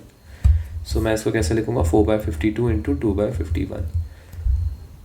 ये दोनों पॉसिबिलिटीज़ को मैं ऐड कर दूंगा and this is your final answer. देखो याद रखना हमेशा हम पॉसिबिलिटीज़ को ऐड करते हैं, जैसे मान लो ये एक पॉसिबिलिटी हो सकती है प्लस ये एक पॉसिबिलिटी हो सकती है प्लस ये एक पॉसिबिलिटी होती सकती है, तब हम ऐड करते हैं। मल्टीप्लाई कब करते हैं, जब आपको बोला जाता है, जैसे मान लो आपको इस क्वेश्चन में क्या बोला था कि 2 कार्ड निकालने हैं, तो इसलिए मैंने 2 कार्ड की प्रोबेबिलिटी निकाली, उनको मल्टीप्लाई कर दी, समझ गए। यहाँ पर मैंने 2 कार्ड की निकाली और इसको मल्टीप्लाई कर दी। ये जो मैंने प्लस है, ये प्लस है पॉसिबिलिटीज़ कि ये भी पॉसिबल हो सकता है कि आपका एस रेड आ गया और क्वीन ब्लैक आ गई, या फिर ऐसा भी हो सकता है कि आपका एस ब्लैक आ गया और क्वीन रेड आ गई। अंडरस्टूड, ठीक है। तो ये पॉसिबिलिटीज़ हमेशा याद रखना ऐड होता है, और जब मैंडेटरी होता है, मान लो अगर इधर 3 कार्ड्स होते हैं, 2 कार्ड नहीं होते तो 3 कार्ड्स होते हैं, तो मैं यहाँ पर कुछ भी होगा जो भी है, मतलब 3 कार्ड्स हैं या कुछ भी होगा, तो मैं यहाँ पर इंटू दूसरा वाला चीज़ करता हूँ और यहाँ पर मैं इंटू दूसरा वाला चीज़ करता हूँ, ठीक है। अगर पॉसिबिलिटी बन रही होती तो मैं प्लस भी करता, तो इसलिए पॉसिबिलिटीज़ याद रखना हमेशा हम ऐड करते हैं, और जब मैंडेटरी बोला जाता है 2 कार्ड्स 3 कार्ड्स, तो वो हमेशा मल्टीप्लाई होता है। Understood, so this is the second last question, and अब हम लास्ट क्वेश्चन डिस्कस करेंगे जो कि बहुत ही इंपॉर्टेंट क्वेश्चन है, ठीक है। और वो क्वेश्चन है हमारा odds and favours and odds and against वाले कुछ क्वेश्चन मैं आपके साथ डिस्कस करना चाहूँगा, ठीक है। देखो समझने की कोशिश करो, क्वेश्चन है ऑड अगेंस्ट की स्पेलिंग गलत है, रुक जाओ, against a husband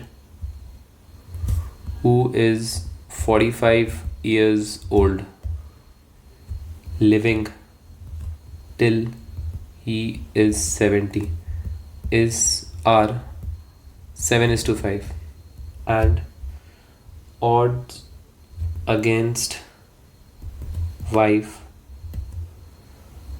who is 36 now, who is now 36, living till 61 is 5:3.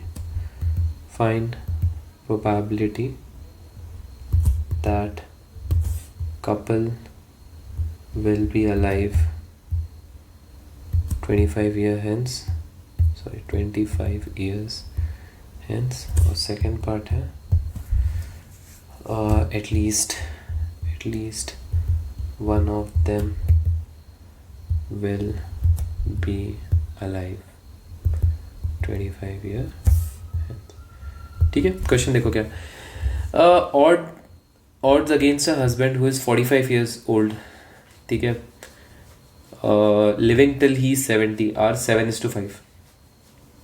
मतलब कि एक बंदा है, उसका 45 उम्र है और 70 साल जीने के odds जो हैं वो हैं 7:5, ऑड अगेंस्ट जो है वो 7:5 है, और जो वाइफ है वो 36 की है, ठीक है। तो 61 तक जीने के उसके जो ऑड्स हैं, उसके अगेंस्ट जो ऑड्स अगेंस्ट है वो है 5:3। तो अगर आप इन दोनों में देखोगे इनका डिफरेंस 25 ही होता है, 25 साल, ठीक है। अब क्या पॉसिबिलिटी है, what is the probability that the couple will be alive 25 years, मतलब दोनों जिंदा रहेंगे, ठीक है। मतलब आपको मैं इधर हस्बैंड और वाइफ लिख देता हूँ, तो हस्बैंड और वाइफ दोनों जिंदा होने चाहिए, तो मैं हस्बैंड के जिंदा होने की प्रोबेबिलिटी निकालूंगा, वाइफ के जिंदा होने की प्रोबेबिलिटी निकालूंगा, दोनों को मल्टीप्लाई कर दूंगा, है ना। स्ट्रेट फॉरवर्ड क्वेश्चन है, बट प्रॉब्लम सब बच्चों को यहाँ पर आती है कि सर ये 7:5 जो है, is this a probability, and this is not a probability, क्योंकि यहाँ पर इन लोगों ने बोला है ऑड अगेंस्ट। अब ऑड अगेंस्ट क्या होता है, तो देखो समझने की कोशिश करो कि जो कपल है ये तो 25 year hence they should be alive, दोनों जिंदा होने चाहिए, ठीक है। तो जब ऑड अगेंस्ट होता है ना, ऑड अगेंस्ट होता है। तो जैसे मान लो आपका ये कितना था, ऑड अगेंस्ट क्या था, ये देखो 7:5 है। ओके ठीक है, 7:5 है, याद रखना। तो इसका जो ऑड अगेंस्ट होगा मतलब वो हो जाएगा 7/12। मैंने कैसे किया 7/12, तो बेसिकली अगर मैं याद रखना A/B है तो ये A/A+B हो जाएगा, ठीक है। उसी तरह अगर ये B है तो ये B/A+B हो जाएगा। अब ऑड अगेंस्ट और ऑड फेवर क्या होता है, तो देखो एक ट्रिक बताता हूँ इसको याद करने का। देखो A/B है, जैसे इस केस में मैं यहाँ पर साइड बाय साइड कंपेयर भी कर देता हूँ। आपका ये कितना था 7:5 था, और याद रखना क्वेश्चन था odd against, odd against. Okay clear. तो ऑड अगेंस्ट जो होता है, ऑड अगेंस्ट में अगर आप देखोगे so that is 7/7 + 5 which is 7/12। तो यहाँ पर कभी भी याद रखना अगर आपका ऑड अगेंस्ट है और एक रेशियो दिया हुआ है तो वो A/A+B हो जाएगा, समझ गए। That means this is odd against, मतलब अगेंस्ट जा रहा है वो ऑड के, मतलब जिंदा रहने की possibility odd against a husband who is 45 year old living till he 70 are 7:5, ठीक है। तो ये ऑड अगेंस्ट है, तो ऑड फेवर क्या होगा, ऑड फेवर होगा उल्टा हो जाएगा। तो 7:5 है तो ऑड इन फेवर हो जाएगा 5/5 + 7 विच इज़ 5/12।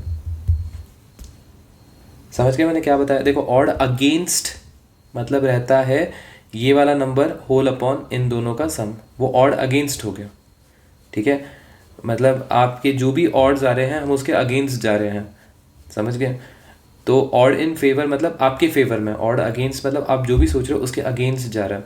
तो जैसे यहाँ पर ऑड अगेंस्ट 7:5 है तो 7/12 हो गया, बट ऑड इन फेवर क्या हो जाएगा 1 - 7/12 विच इज़ 5/12। या फिर आप इसको सेकेंड पार्ट रख के 7 + 5 भी कर सकते हो, इज द सेम थिंग, ठीक है। समझ गए। अगर क्वेश्चन में मान लो ऐसा होता, अगर क्वेश्चन में बोलता है odd in favour, odd in favour directly question में बोला जाता ऑड इन फेवर 7:5 होता, ठीक है। यहाँ मैं कोई दूसरा एग्जांपल ले लेता हूँ। अगर ऑड इन फेवर 6:3 होता मान लो, तो आंसर कितना होता 6/9 होता। मतलब वो जिंदा रहने की पॉसिबिलिटी 6/9 है, तो मरने की पॉसिबिलिटी कितनी होगी 3/9 हो गया, समझ गए। तो जब कभी भी ऑड इन फेवर्स होता है ना तो आप पहला वाला नंबर देखते हो, और कभी भी अगर आपका ऑड अगेंस्ट रहता है ना, जैसे 6:3 है मान लो, तो आप दूसरा नंबर देखोगे 3/6 + 3, वो आपका ऑड अगेंस्ट हो जाएगा।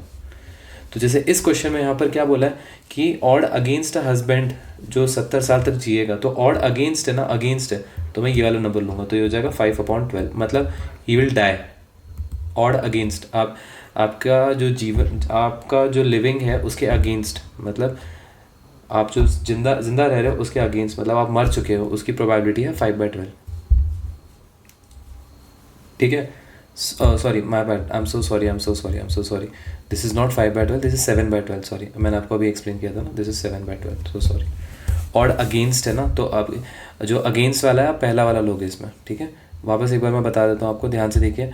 ऑड अगेंस्ट है, जैसे मान लो 3:2 है, तो ऑड अगेंस्ट हो जाएगा 3/3 + 2। जो भी ऑड अगेंस्ट है, ऑड अगेंस्ट विनिंग है, जैसे मान लो ऑड अगेंस्ट विनिंग है, तो जो 3/3 + 2 होगा ये आपका लूज का होगा, लूजिंग का 3/5। और प्रोबेबिलिटी ऑफ विनिंग क्या होगा, प्रोबेबिलिटी ऑफ विनिंग होगा ये कितना, ये तो 3/5 हो जाएगा ना, तो प्रोबेबिलिटी ऑफ विनिंग होगा 1 - 3/5, 2/5 होगा। बट अगर मान लो ऐसे क्वेश्चन में होता odd in favour, odd in favour of winning, तो कितना होगा यहाँ पर, ये तुम्हारा मान लो है लेट्स से 7:8 है, तो odd in favour of winning है ना, तो भी हम इसमें पहला वाला लेंगे, तो ये 7/7 + 8, तो 7/15, तो प्रोबेबिलिटी ऑफ विनिंग इज 7/15, तो प्रोबेबिलिटी ऑफ लूजिंग क्या होगा विच इज़ 8/15, ठीक है फाइन। सो यहाँ पर ऑड अगेंस्ट बोला हुआ है, तो यहाँ पर हम ऑड अगेंस्ट बोल रहे हैं, तो probability against living is 7/12। Against living है मतलब जिंदा नहीं रहने की, अगेंस्ट लिविंग मतलब मर गया मान लो, ऐसे मरने की 7/12 है, तो जिंदा रहने की कितनी है, लिविंग की कितनी होगी 5/12। ये है हस्बैंड का, ओके अब हम बात करते हैं वाइफ का। तो देखो वाइफ का ऑड अगेंस्ट, तो अब आप ही बताओ अगेंस्ट है तो इसमें क्या होगा। अगेंस्ट में सबसे पहला वाला नंबर लो, 5/5 + 3 8, ये है लिविंग अगेंस्ट। तो लिविंग का क्या होगा इसमें बताओ। लिविंग का 1 - 5/8 विच इज 3/8। क्लियर है, समझ गए। तो क्वेश्चन में क्या बोला है, the couple will be alive, मतलब दोनों जिंदा रहेंगे। तो हस्बैंड का जिंदा रहने का 5/12 है और उसकी वाइफ का जिंदा रहने का 3/8 है। तो this is your first answer. फिर नेक्स्ट क्या बोला, at least one of them will be alive 25 साल के बाद, मतलब कम से कम दोनों में से कोई ना कोई तो एक तो जिंदा रहेगा ही रहेगा, दोनों में से कोई ना कोई तो एक जिंदा ही रहेगा। मतलब अगर मैं इधर हस्बैंड और वाइफ लिखूँ, या तो हस्बैंड जिंदा रहेगा तो वाइफ जिंदा रहेगी, या तो हस्बैंड जिंदा वाइफ की डेथ हो गई, या फिर हस्बैंड की डेथ हो गई और वाइफ जिंदा है। तो मैं यहाँ पर क्या करूँगा, हस्बैंड, देखो हस्बैंड का लिविंग कितना है 5/12, तो मैं यहाँ पर लिखूँगा 5/12 इंटू वाइफ का कितना है 3/8 प्लस, यहाँ पर मैं लिख देता हूँ प्लस हस्बैंड का कितना है, हस्बैंड का लिविंग है 5/12 और वाइफ की डेथ का कितना है, वाइफ की डेथ का है 5/8 सॉरी 5/8 प्लस, अब उल्टा कर देता हूँ, अगेंस्ट लिविंग हस्बैंड के डेथ का कितना है 7/12, ठीक है। और वाइफ का लिविंग कितना है, वाइफ का लिविंग है 3/8। बस आप इन तीनों को ऐड कर दो and you will get the final answer. Understood, fine. So this is the concept of odd and against. I hope आप समझ गए होंगे ऑड और अगेंस्ट में क्या डिफरेंस है, odd in favours and odd in against का।